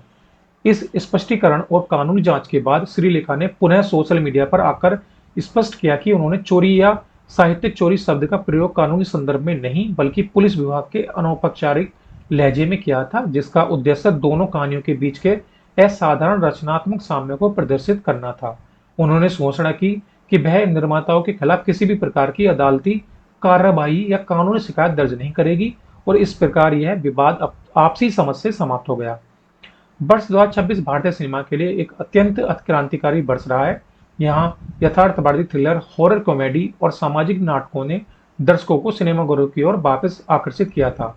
इस संदर्भ में दर्लम की तुलना अन्य 3 प्रमुख फिल्मों से की जाए तो ये दर्लम मूवी सबसे बेस्ट मानी गई थी। डिजिटल मीडिया विश्लेषकों और यूट्यूब कंटेंट क्रिएटर्स के लिए दर्लम जैसी फिल्में सोने की खदान की तरह है, क्योंकि इनकी अनूठी और अप्रत्याशित कहानी दर्शकों को अंत तक जोड़े रखती है। यूट्यूब पर इस फिल्म की कहानी को समझाने और अधिक से अधिक प्रतिधारण प्राप्त करने के लिए देखा जाए तो ये मूवी बहुत ही अच्छी मानी गई थी। दर्लम मूवी में तो बहुत ही शानदार काम किया है। दर्लम मलयालम सिनेमा के उस यथार्थवादी और गहन खोजी दृष्टिकोण का एक उत्कृष्ट उदाहरण है, जो बिना किसी तड़क भड़क के केवल अपनी मजबूत पटकथा और ईमानदार अभिनय के बल पर दर्शकों को बांधे रखता है। यद्यपि फिल्म के पोस्ट इंटरवल हिस्से में कहानी की गति थोड़ी धीमी होती तो कुछ आलोचक इसके क्लाइमैक्स को पारंपरिक थ्रिलर की तुलना में थोड़ा खिंचा हुआ मानते। इसके बावजूद यह फिल्म समकालीन खोजी सिनेमा में एक मील का पत्थर है। आर श्रीलेखा के साथ जुड़े बौद्धिक संपदा विवाद ने फिल्म के चारों ओर एक सामाजिक बहस को जन्म दिया था, जिसने अंततः इसके पक्ष में ही काम किया और इसके ओटीटी प्रदर्शन को भारी बढ़ावा दिया गया था। डिजिटल सामग्री निर्माताओं और सिनेमाई समीक्षकों के लिए दर्लम केवल एक फिल्म नहीं है, बल्कि यह एक ऐसी कथा संरचना है जो मानवीय मनोविज्ञान, व्यवस्था के भीतर के भ्रष्टाचार और न्याय की अडिगता को बेहद संवेदनशीलता से उजागर करती है। सिनेमाई यथार्थवाद और व्यवस्था के भीतर की नैतिक गिरावट का एक उत्कृष्ट दस्तावेज है। 8 मई 2026 को सिनेमाघरों में रिलीज हुई यह फिल्म अपनी सघन कथा संरचना और बेहतरीन प्रदर्शन के बल पर दर्शकों और विश्लेषकों के बीच गहरी चर्चा का विषय बनी हुई है। 12 जून 2026 को डिजिटल प्लेटफॉर्म जियो हॉटस्टार पर इसके प्रसारण के बाद फिल्म को बौद्धिक संपदा और साहित्यिक चोरी से जुड़े गंभीर विवादों का भी सामना करना पड़ा, जिसने इनके विमर्श को अत्यधिक प्रासंगिक बना दिया था। आज हम इसी के बारे में जानेंगे। ये मूवी कैसी है, हिट रही थी, फ्लॉप रही थी, मूवी में कौन कौन लीड रोल में है, इन सब के बारे में जानेंगे। दर्लम का निर्माण अत्यंत नियंत्रित बजट और उच्च तकनीकी मानकों के साथ किया गया है, जो E4 एंटरटेनमेंट और बेड टाइम स्टोरीज के संयुक्त तत्वाधान में संपन्न हुआ है। फिल्म का शीर्षक केरल पुलिस के आधिकारिक आदर्श वाक्य मृदु भावे दृढ़ कृत्य से प्रेरित है, जो पूरी फिल्म की वैचारिक रीढ़ की हड्डी के रूप में कार्य करता है। अगर इसके बारे में और जाने तो इसके निर्देशक हैं मार्टिन जोसेफ, पटकथा लेखक हैं जोमोन जॉन और लिंटो देवासिया, प्रस्तुतकर्ता है इसके जीतू जोसेफ, मुख्य अभिनेता है इसमें सेन निगम, छायांकन क्या है इसका PM उन्नीकृष्णन ने, संगीत और बैकग्राउंड स्कोर है श्री राग साजी द्वारा, और इसको 128 मिनट की अवधि के रूप में इसको रिलीज किया गया था। डिजिटल प्रसारण इसका जियो हॉटस्टार पर किया गया था। दृढ़ पारंपरिक अर्थों में किसी लार्जर देन लाइफ पुलिस नायक की कहानी नहीं है। इसके बजाय यह मानवीय कमजोरियों, व्यवस्था के दबाव और अंतरात्मा के संघर्ष के बीच झूलते सामान्य इंसानों की कहानी है। सेन निगम का चयन इस चरित्र के लिए अत्यंत सटीक साबित हुआ। विजय राधाकृष्णन एक नव भर्ती पुलिस अधिकारी हैं जिसे अपनी पहली स्वतंत्र पोस्टिंग इडुक्की जिले के कोचिलिनियम पुलिस स्टेशन में मिलती है। विजय का चरित्र शुरुआत में बहुत ही सहज, थोड़ा घबराया हुआ और शांत ग्रामीण जीवन में खुद को ढालने की कोशिश करता हुआ दिखाई देता है। सेन निगम ने अपने अभिनय में शारीरिक भाषा का उत्कृष्ट उपयोग किया है। जब वे वर्दी में होते हैं तो उनका आत्मसंकोच और अनुभवहीनता उनके बात करने के तरीके और वरिष्ठों के सामने खड़े होने की शैली से स्पष्ट होती है। क्लाइमैक्स की ओर बढ़ते हुए उनका चरित्र परिपक्वता और कर्तव्य के प्रति एक अडिग समर्पण की ओर अग्रसर होता है, जहां उनके अभिनय की तीव्रता देखने लायक है। कृष्ण कुरूप कोचिलिनम थाने के सबसे वरिष्ठ और अनुभवी पुलिस अधिकारी हैं। वह विजय के लिए केवल एक कनिष्ठ सहयोगी नहीं है, बल्कि एक मार्गदर्शक और स्थानीय परिस्थितियों के ज्ञाता के रूप में कार्य करते हैं। सोबी थलाकन का प्रदर्शन इस चरित्र को एक सूक्ष्मात्मक और पीड़िता तुल्य आभा प्रदान करता है। उनकी संवाद अदायगी और स्थानीय लोगों के साथ उनकी बातचीत ग्रामीण पुलिस थानों की कार्यप्रणाली के वास्तविक स्वरूप को दर्शाती है। विद्या जयचंद्रन पुलिस स्टेशन की महिला सिविल पुलिस अधिकारी जो तकनीकी प्रेमी है और आधुनिक दुनिया के साथ तालमेल बिठाती है। वह केवल कागजी काम तक सीमित नहीं रहती। वह एक महिला कांस्टेबल नहीं है, बल्कि वह जमीन पर उतरकर सबूतों को जुटाने और विश्लेषण करने में विजय का दाहिना हाथ बनती है। सानिया फातिमा ने इस चरित्र को एक आधुनिक, दृढ़ और व्यावसायिक रूप दिया है जो प्रतिष्ठात्मक व्यवस्था में अपनी जगह बनाती है। दिनेश प्रभाकर ने सीपीओ के सत्यन की भूमिका में एक जटिल अभिनय प्रस्तुत किया है। उनका चरित्र शुरुआत में बहुत ही मिलनसार और मददगार प्रस्तुत होता है, लेकिन कहानी के बढ़ने के साथ उनकी शारीरिक भाषा और रहस्यमय चुप्पी दर्शकों को गहरा संदेह पैदा करती है। कोट्टायम रमेश द्वारा निभाया गया एसपीओ बालन नायर और मैथ्यू वर्गीस द्वारा अभिनीत डीवाईएसपी अलेक्स जैकब के चरित्र इस खोजी प्रक्रिया के प्रशासनिक और सामाजिक दबाव को बखूबी उजागर करते हैं। दृढ़म की कथा संरचना को 7 प्रमुख चरणों में विभाजित किया जा सकता है, जो एक साधारण ग्रामीण पुलिस डायरी को एक डरावने और नैतिक रूप से झकझोर देने वाले अपराध के जाल में बदलते हैं। कोचिलियम में नवनियुक्त एसआई विजय राधाकृष्णन का आगमन होता है। चाय बागान में छत बिछत सब और कटे हुए इंसानी हाथ की बरादमी होती है।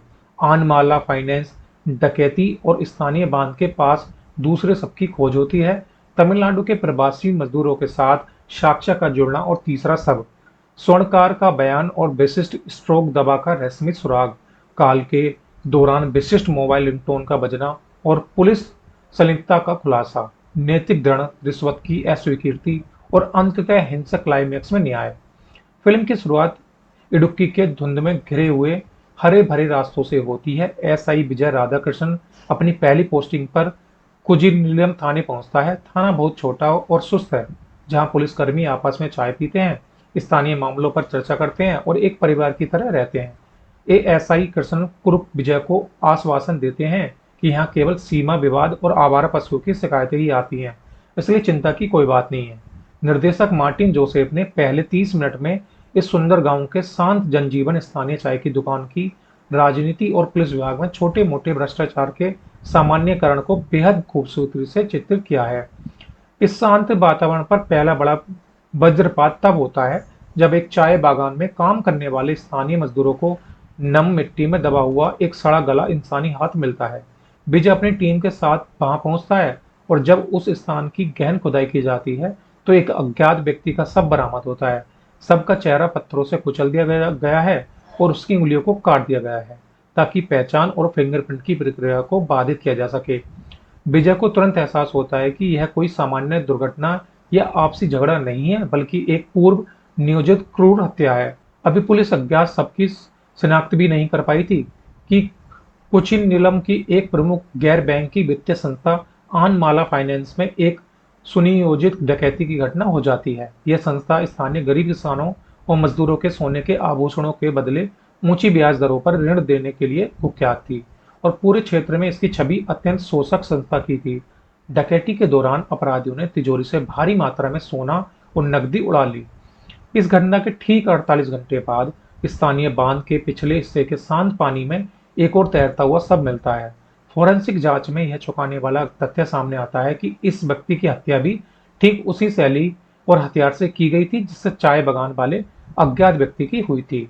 इससे यह स्पष्ट होता है कि गांव में सक्रिय रूप से कोई सीरियल किलर या संगठित गिरोह काम कर रहा है। खोजी दल को जांच के दौरान पता चलता है कि डकैती के ठीक बाद से ही स्थानीय चाय बगान में काम करने वाले तमिलनाडु के 4 प्रवासी मजदूर अचानक लापता हैं। विजय की टीम जब उनके स्थायी आवासों की तलाशी लेती है तो उन्हें खून के कुछ धब्बे मिलते हैं।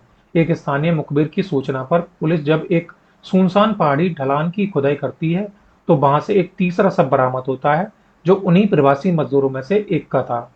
जांच का सामाजिक विश्लेषण यह दर्शाता है कि प्रवासी मजदूरों की गुमशुदगी को स्थानीय प्रशासन और समाज द्वारा कितनी सहजता और उदासीनता से लिया जाता है। अपराधी ने इसी सामाजिक अनदेखी का फायदा उठाकर प्रवासियों को बलि का बकरा बनाया था। कथा का मुख्य मोड़ तब आता है जब एक दूर दराज के कस्बे का स्वर्णकार पुलिस स्टेशन आकर विजय को एक महत्वपूर्ण जानकारी देता है।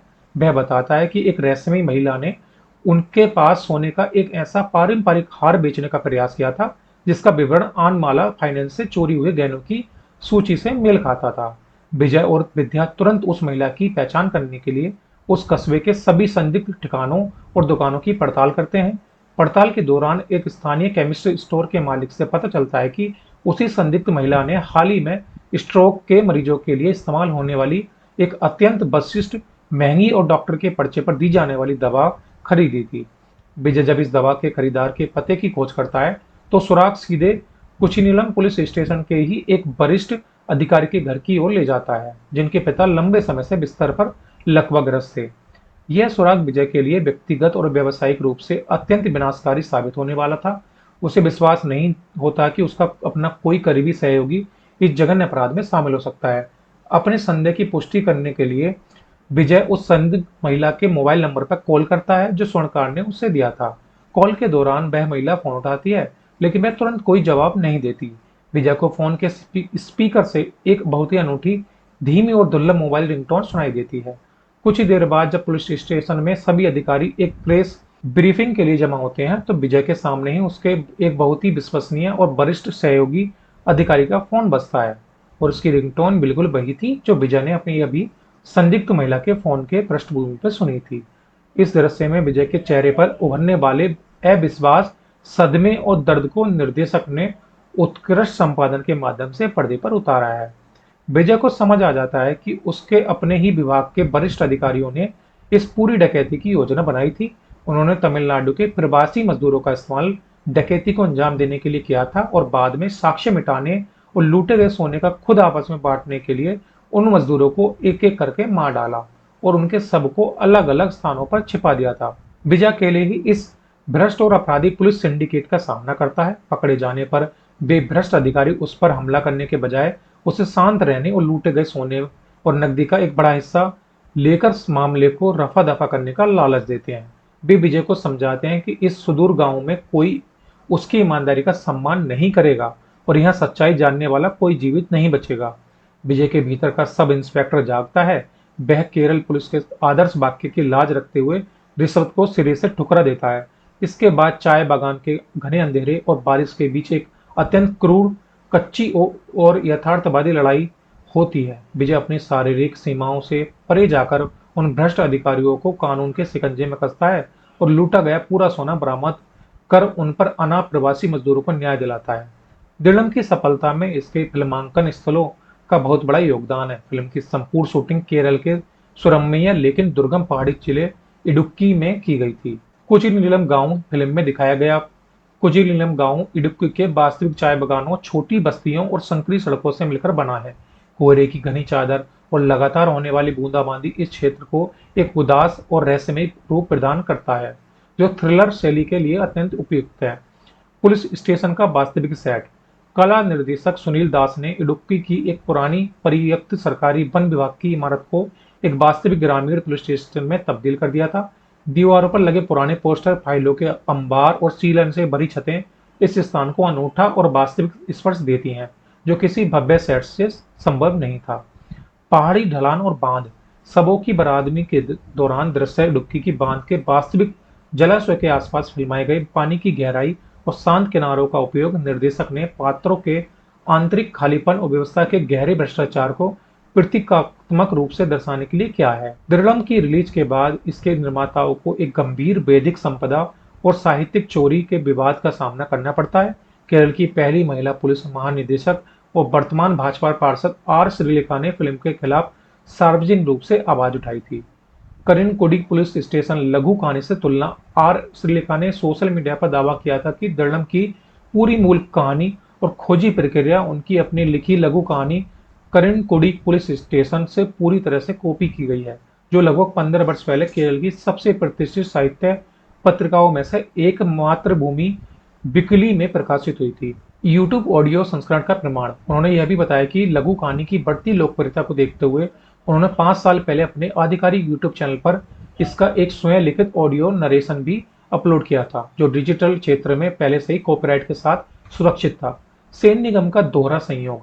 आर श्रीलेखा ने एक और गंभीर बिंदु उठाते हुए कहा कि पुरस्कार विजेता फिल्म भूतकालम की कहानी भी उनके यूट्यूब चैनल पर सुनाई गई। उनकी वास्तविक जीवन की डरावनी घटना भूत भवनम की अनधिकृत नकल थी। उन्होंने आश्चर्य व्यक्त किया कि इन दोनों विवादित फिल्मों में मुख्य नायक की भूमिका निभाने वाले अभिनेता सेन निगम ही है, जिन्हें वह एक पुलिस अधिकारी मोहम्मद की तरह मानती थी, जो उनके अधीन काम करता था। फिल्म के निर्देशक मार्टिन जोसेफ ने इन आरोपों का तुरंत और मजबूती से खंडन किया।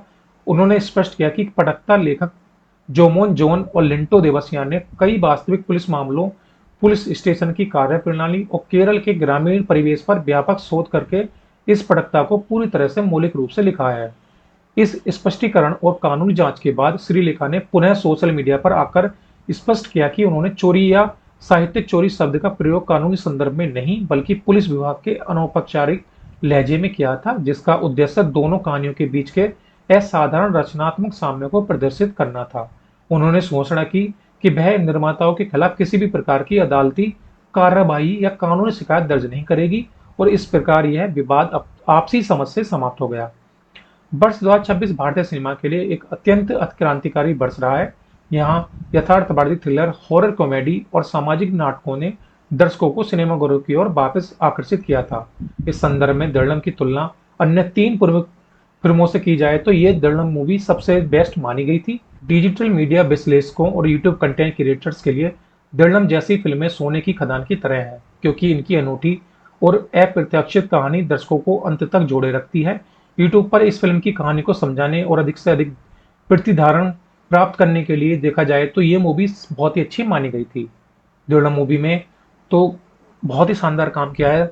दिरलम मलयालम सिनेमा के उस यथार्थवादी और गहन खोजी दृष्टिकोण का एक उत्कृष्ट उदाहरण है, जो बिना किसी तड़क भड़क के केवल अपनी मजबूत पटकथा और ईमानदार अभिनय के बल पर दर्शकों को बांधे रखता है। यद्यपि फिल्म के पोस्ट इंटरवल हिस्से में कहानी की गति थोड़ी धीमी होती तो कुछ आलोचक इसके क्लाइमैक्स को पारंपरिक थ्रिलर की तुलना में थोड़ा खिंचा हुआ मानते। इसके बावजूद यह फिल्म समकालीन खोजी सिनेमा में एक मील का पत्थर है।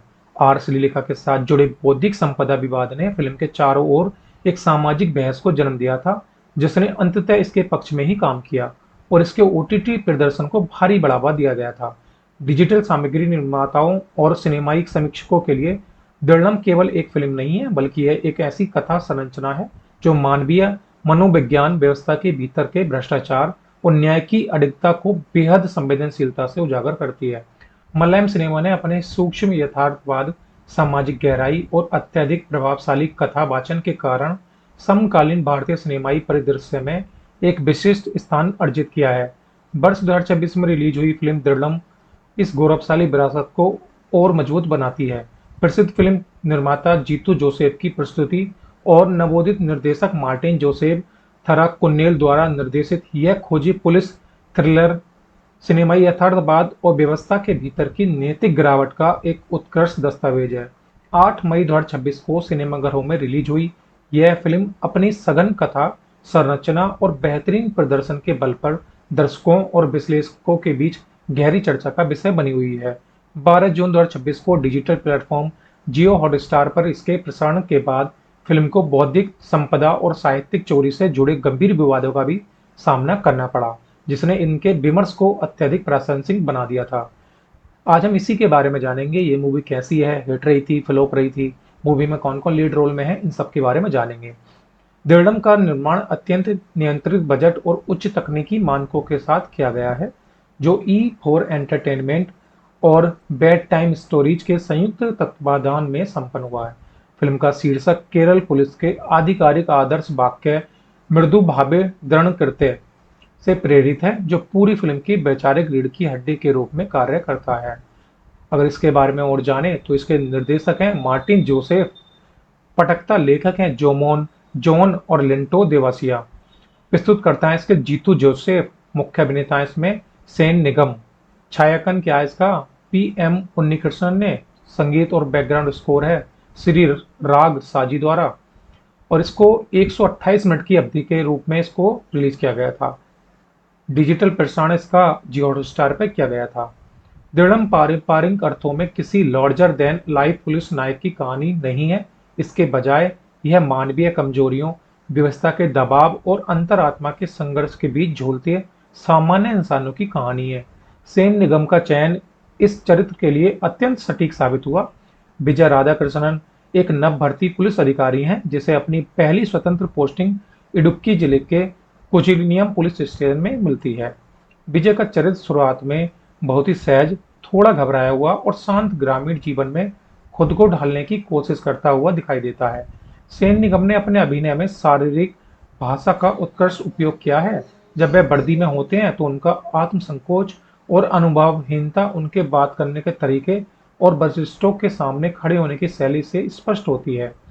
क्लाइमैक्स की ओर बढ़ते हुए उनका चरित्र परिपक्वता और कर्तव्य के प्रति एक अडिग समर्पण की ओर अग्रसर होता है, जहां उनके अभिनय की तीव्रता देखने लायक है। कृष्ण कुरूप कोचिलिनम थाने के सबसे वरिष्ठ और अनुभवी पुलिस अधिकारी हैं। वह विजय के लिए केवल एक कनिष्ठ सहयोगी नहीं है, बल्कि एक मार्गदर्शक और स्थानीय परिस्थितियों के ज्ञाता के रूप में कार्य करते हैं। सोबी थलाकन का प्रदर्शन इस चरित्र को एक सूक्ष्मात्मक और पीड़िता तुल्य आभा प्रदान करता है। उनकी संवाद, अदायगी और स्थानीय लोगों के साथ उनकी बातचीत ग्रामीण पुलिस थानों की कार्यप्रणाली के वास्तविक स्वरूप को दर्शाती है। विद्या जयचंद्रन पुलिस स्टेशन की महिला सिविल पुलिस अधिकारी, जो तकनीकी प्रेमी है और आधुनिक दुनिया के साथ तालमेल बिठाती है। वह केवल कागजी काम तक सीमित नहीं रहती। वह एक महिला कांस्टेबल नहीं है, बल्कि वह जमीन पर उतरकर सबूतों को जुटाने और विश्लेषण करने में विजय का दाहिना हाथ बनती है। सानिया फातिमा ने इस चरित्र को एक आधुनिक, दृढ़ और व्यावसायिक रूप दिया है, जो प्रतिष्ठात्मक व्यवस्था में अपनी जगह बनाती है। दिनेश प्रभाकर ने CPO के सत्यन की भूमिका में एक जटिल अभिनय प्रस्तुत किया है। उनका चरित्र शुरुआत में बहुत ही मिलनसार और मददगार प्रस्तुत होता है, लेकिन कहानी के बढ़ने के साथ उनकी शारीरिक भाषा और रहस्यमय चुप्पी दर्शकों को गहरा संदेह पैदा करती है। कोट्टायम रमेश द्वारा निभाया गया SPO बालन नायर और मैथ्यू वर्गीस द्वारा अभिनीत DYSP अलेक्स जैकब के चरित्र इस खोजी प्रक्रिया के प्रशासनिक और सामाजिक दबाव को बखूबी उजागर करते हैं। दृढ़म की कथा संरचना को 7 प्रमुख चरणों में विभाजित किया जा सकता है, जो एक साधारण ग्रामीण पुलिस डायरी को एक डरावने और नैतिक रूप से झकझोर देने वाले अपराध के जाल में बदलते हैं। कोचिलियम में नवनियुक्त SI विजय राधाकृष्णन का आगमन होता है। चाय बागान में छत बिछत सब और कटे हुए इंसानी हाथ की बरादमी होती है। आनमाला फाइनेंस डकैती और स्थानीय बांध के पास दूसरे सबकी खोज होती है। तमिलनाडु के प्रवासी मजदूरों के साथ साक्ष्य का जुड़ना और तीसरा सब, स्वर्णकार का बयान और विशिष्ट स्ट्रोक दबा का रहस्यमय सुराग, काल के दौरान विशिष्ट मोबाइल रिंगटोन का बजना और पुलिस संलिप्तता का खुलासा, नैतिक दृढ़, रिश्वत की अस्वीकृति और अंततः हिंसक क्लाइमैक्स में न्याय। फिल्म की शुरुआत इडुक्की के धुंध में घिरे हुए हरे भरे रास्तों से होती है। SI विजय राधाकृष्णन अपनी पहली पोस्टिंग पर कोचिलियम थाने पहुंचता है। थाना बहुत छोटा और सुस्त है, जहां पुलिसकर्मी आपस में चाय पीते हैं, स्थानीय मामलों पर चर्चा करते हैं और एक परिवार की तरह रहते हैं। ASI कृष्ण कुरूप विजय को आश्वासन देते हैं कि यहाँ केवल सीमा विवाद और आवारा पशुओं की शिकायतें ही आती हैं, इसलिए चिंता की कोई बात नहीं है। निर्देशक मार्टिन जोसेफ ने पहले 30 मिनट में इस सुंदर गांव के शांत जनजीवन, स्थानीय चाय की दुकान की राजनीति और पुलिस विभाग में छोटे मोटे भ्रष्टाचार के सामान्यकरण को बेहद खूबसूरती से चित्रित किया है। इस शांत वातावरण पर पहला बड़ा वज्रपात तब होता है जब एक चाय बागान में काम करने वाले स्थानीय मजदूरों को नम मिट्टी में दबा हुआ एक सड़ा गला इंसानी हाथ मिलता है। विजय अपनी टीम के साथ वहां पहुंचता है और जब उस स्थान की गहन खुदाई की जाती है तो एक अज्ञात व्यक्ति का शव बरामद होता है। शव का चेहरा पत्थरों से कुचल दिया गया है और उसकी उंगलियों को काट दिया गया है ताकि पहचान और फिंगरप्रिंट की प्रक्रिया को बाधित किया जा सके। विजय को तुरंत एहसास होता है कि यह कोई सामान्य दुर्घटना या आपसी झगड़ा नहीं है, बल्कि एक पूर्व नियोजित क्रूर हत्या है। अभी पुलिस अज्ञात सबकी शिनाख्त भी नहीं कर पाई थी कि कोचिन नीलम की एक प्रमुख गैर बैंकी वित्तीय संस्था आनमाला फाइनेंस में एक सुनियोजित डकैती की घटना हो जाती है। यह संस्था स्थानीय गरीब किसानों और मजदूरों के सोने के आभूषणों के बदले ऊंची ब्याज दरों पर ऋण देने के लिए कुख्यात थी और पूरे क्षेत्र में इसकी छवि अत्यंत शोषक संस्था की थी। डकैती के दौरान अपराधियों ने तिजोरी से भारी मात्रा में सोना और नकदी उड़ा ली। इस घटना के ठीक 48 घंटे बाद स्थानीय बांध के पिछले हिस्से के शांत पानी में एक और तैरता हुआ शव मिलता है। फोरेंसिक जांच में यह चौंकाने वाला तथ्य सामने आता है कि इस व्यक्ति की हत्या भी ठीक उसी शैली और हथियार से की गई थी जिससे चाय बागान वाले अज्ञात व्यक्ति की हुई थी। इससे यह स्पष्ट होता है कि गांव में सक्रिय रूप से कोई सीरियल किलर या संगठित गिरोह काम कर रहा है। खोजी दल को जांच के दौरान पता चलता है कि डकैती के ठीक बाद से ही स्थानीय चाय बागान में काम करने वाले तमिलनाडु के 4 प्रवासी मजदूर अचानक लापता हैं। विजय की टीम जब उनके स्थायी आवासों की तलाशी लेती है तो उन्हें खून के कुछ धब्बे मिलते हैं। एक स्थानीय मुखबिर की सूचना पर पुलिस जब एक सुनसान पहाड़ी ढलान की खुदाई करती है तो वहां से एक तीसरा शव बरामद होता है जो उन्हीं प्रवासी मजदूरों में से एक का था। जांच का सामाजिक विश्लेषण यह दर्शाता है कि प्रवासी मजदूरों की गुमशुदगी को स्थानीय प्रशासन और समाज द्वारा कितनी सहजता और उदासीनता से लिया जाता है। अपराधी ने इसी सामाजिक अनदेखी का फायदा उठाकर प्रवासियों को बलि का बकरा बनाया था। कथा का मुख्य मोड़ तब आता है जब एक दूर दराज के कस्बे का स्वर्णकार पुलिस स्टेशन आकर विजय को एक महत्वपूर्ण जानकारी देता है। वह बताता है कि एक रहस्यमयी महिला ने उनके पास सोने का एक ऐसा पारंपरिक हार बेचने का प्रयास किया था जिसका विवरण आनमाला फाइनेंस से चोरी हुए गहनों की सूची से मेल खाता था। विजय और विद्या तुरंत उस महिला की पहचान करने के लिए उस कस्बे के सभी संदिग्ध ठिकानों और दुकानों की पड़ताल करते हैं। पड़ताल के दौरान एक स्थानीय केमिस्ट्री स्टोर के मालिक से पता चलता है कि उसी संदिग्ध महिला ने हाल ही में स्ट्रोक के मरीजों के लिए इस्तेमाल होने वाली एक अत्यंत विशिष्ट, महंगी और डॉक्टर के पर्चे पर दी जाने वाली दवा खरीदी थी। विजय जब इस दवा के खरीदार के पते की खोज करता है तो सुराग सीधे कुचिनीलम पुलिस स्टेशन के ही एक वरिष्ठ अधिकारी के घर की ओर ले जाता है जिनके पिता लंबे समय से बिस्तर पर लकवाग्रस्त थे। यह सुराग विजय के लिए व्यक्तिगत और व्यावसायिक रूप से अत्यंत विनाशकारी साबित होने वाला था। उसे विश्वास नहीं होता कि उसका अपना कोई करीबी सहयोगी इस जघन्य अपराध में शामिल हो सकता है। अपने संदेह की पुष्टि करने के लिए विजय उस संदिग्ध महिला के मोबाइल नंबर पर कॉल करता है जो स्वर्णकार ने उसे दिया था। कॉल के दौरान वह महिला फोन उठाती है लेकिन वह तुरंत कोई जवाब नहीं देती। विजय को फोन के स्पीकर से एक बहुत ही अनूठी, धीमी और दुर्लभ मोबाइल रिंगटोन सुनाई देती है।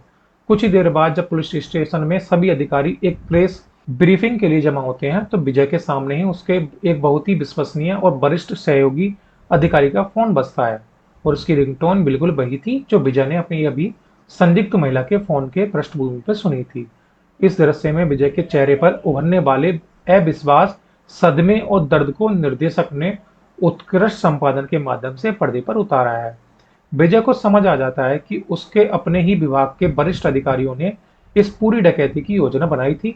उन्होंने तमिलनाडु के प्रवासी मजदूरों का इस्तेमाल डकैती को अंजाम देने के लिए किया था और बाद में साक्ष्य मिटाने और लूटे गए सोने का खुद आपस में बांटने के लिए उन मजदूरों को एक एक करके मार डाला और उनके सब को अलग अलग स्थानों पर छिपा दिया था। विजय अकेले ही इस भ्रष्ट और अपराधी पुलिस सिंडिकेट का सामना करता है। पकड़े जाने पर वे भ्रष्ट अधिकारी उस पर हमला करने के बजाय उसे शांत रहने और लूटे गए सोने और नकदी का एक बड़ा हिस्सा लेकर मामले को रफा दफा करने का लालच देते हैं। वे विजय को समझाते हैं कि इस सुदूर गांव में कोई उसकी ईमानदारी का सम्मान नहीं करेगा और यहाँ सच्चाई जानने वाला कोई जीवित नहीं बचेगा। विजय के भीतर का सब इंस्पेक्टर जागता है।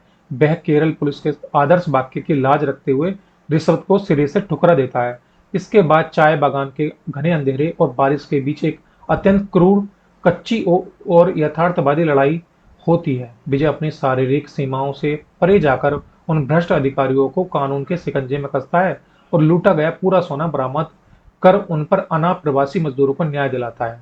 दिलम की सफलता में इसके फिल्मांकन स्थलों का बहुत बड़ा योगदान है। फिल्म की संपूर्ण शूटिंग केरल के सुरम्य लेकिन दुर्गम पहाड़ी जिले इडुक्की में की गई थी। कुचिनीलम गांव फिल्म में दिखाया गया कुचिनीलम गांव इडुक्की के वास्तविक चाय बागानों, छोटी बस्तियों और संकरी सड़कों से मिलकर बना है। कोहरे की घनी चादर और लगातार होने वाली बूंदाबांदी इस क्षेत्र को एक उदास और रहस्यमय रूप प्रदान करता है, जो थ्रिलर शैली के लिए अत्यंत उपयुक्त है। पुलिस स्टेशन का वास्तविक सेट। कला निर्देशक सुनील दास ने इडुक्की की एक पुरानी परित्यक्त सरकारी वन विभाग की इमारत को एक वास्तविक ग्रामीण पुलिस स्टेशन में तब्दील कर दिया था।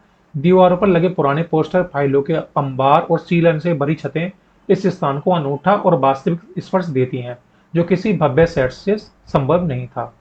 पहाड़ी ढलान और बांध। सबों की बरादमी के दौरान दृश्य इडुक्की की बांध के वास्तविक जलाशय के आसपास फिल्माए गए पानी की गहराई और शांत किनारों का उपयोग निर्देशक ने पात्रों के आंतरिक खालीपन और व्यवस्था के गहरे भ्रष्टाचार को प्रतीकात्मक रूप से दर्शाने के लिए किया है। दिलम की रिलीज के बाद इसके निर्माताओं को एक गंभीर वैदिक संपदा और साहित्यिक चोरी के विवाद का सामना करना पड़ता है। केरल की पहली महिला पुलिस महानिदेशक और वर्तमान भाजपा पार्षद आर श्रीलेखा ने फिल्म के खिलाफ सार्वजनिक रूप से आवाज उठाई थी। करिनकोडी पुलिस स्टेशन लघु कहानी से तुलना।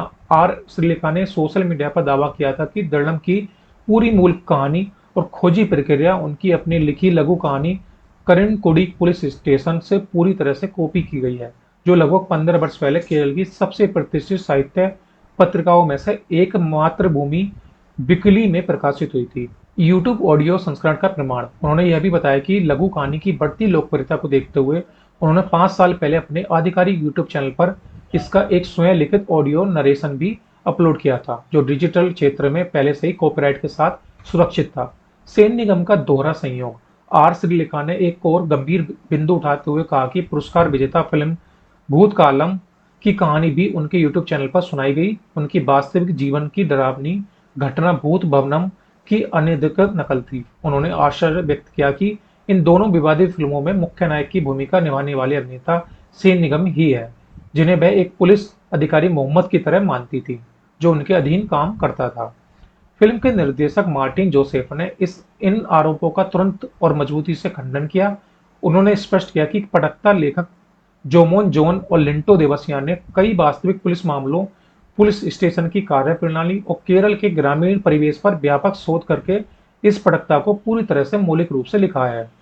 इस स्पष्टीकरण और कानूनी जांच के बाद श्रीलेखा ने पुनः सोशल मीडिया पर आकर स्पष्ट किया कि उन्होंने चोरी या साहित्यिक चोरी शब्द का प्रयोग कानूनी संदर्भ में नहीं, बल्कि पुलिस विभाग के अनौपचारिक लहजे में किया था, जिसका उद्देश्य दोनों कहानियों के बीच के असाधारण रचनात्मक साम्य को प्रदर्शित करना था।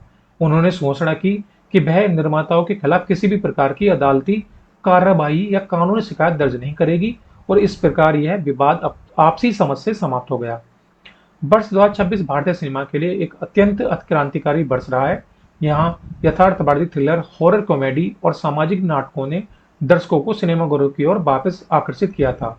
इस संदर्भ में दर्लम की तुलना अन्य 3 प्रमुख फिल्मों से की जाए तो ये दर्लम मूवी सबसे बेस्ट मानी गई थी। डिजिटल मीडिया विश्लेषकों और यूट्यूब कंटेंट क्रिएटर्स के लिए दर्लम जैसी फिल्में सोने की खदान की तरह है, क्योंकि इनकी अनूठी और अप्रत्याशित कहानी दर्शकों को अंत तक जोड़े रखती है।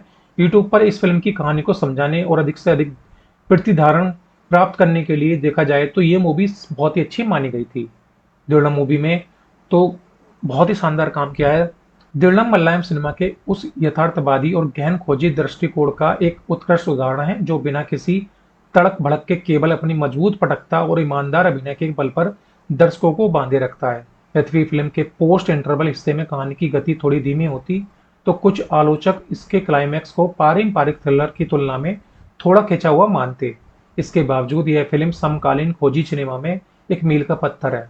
आर श्रीलेखा के साथ जुड़े बौद्धिक संपदा विवाद ने फिल्म के चारों ओर एक सामाजिक बहस को जन्म दिया था, जिसने अंततः इसके पक्ष में ही काम किया और इसके ओटीटी प्रदर्शन को भारी बढ़ावा दिया गया था। डिजिटल सामग्री निर्माताओं और सिनेमाई समीक्षकों के लिए दर्लम केवल एक फिल्म नहीं है, बल्कि यह एक ऐसी कथा संरचना है जो मानवीय मनोविज्ञान, व्यवस्था के भीतर के भ्रष्टाचार और न्याय की अडिगता को बेहद संवेदनशीलता से उजागर करती है। तो ये थी खूबसूरत कहानी दर्लम मूवी के बारे में। ये मूवी बहुत ही अच्छी है। ये मूवी आपको दिखाएगी कि किस तरह का मलयालम सिनेमा आगे तेजी से आगे बढ़ रहा है। अगर आपने दर्डम मूवी नहीं देखी है तो आप इसको आसानी से OTT प्लेटफॉर्म पर देख सकते हैं। आप इसको देखने के बाद बिल्कुल भी रिग्रेट नहीं करेंगे। वन टाइम वॉच मूवी है और ये कुछ हटके ही आपको एक नया सिनेमा दिखाएगी।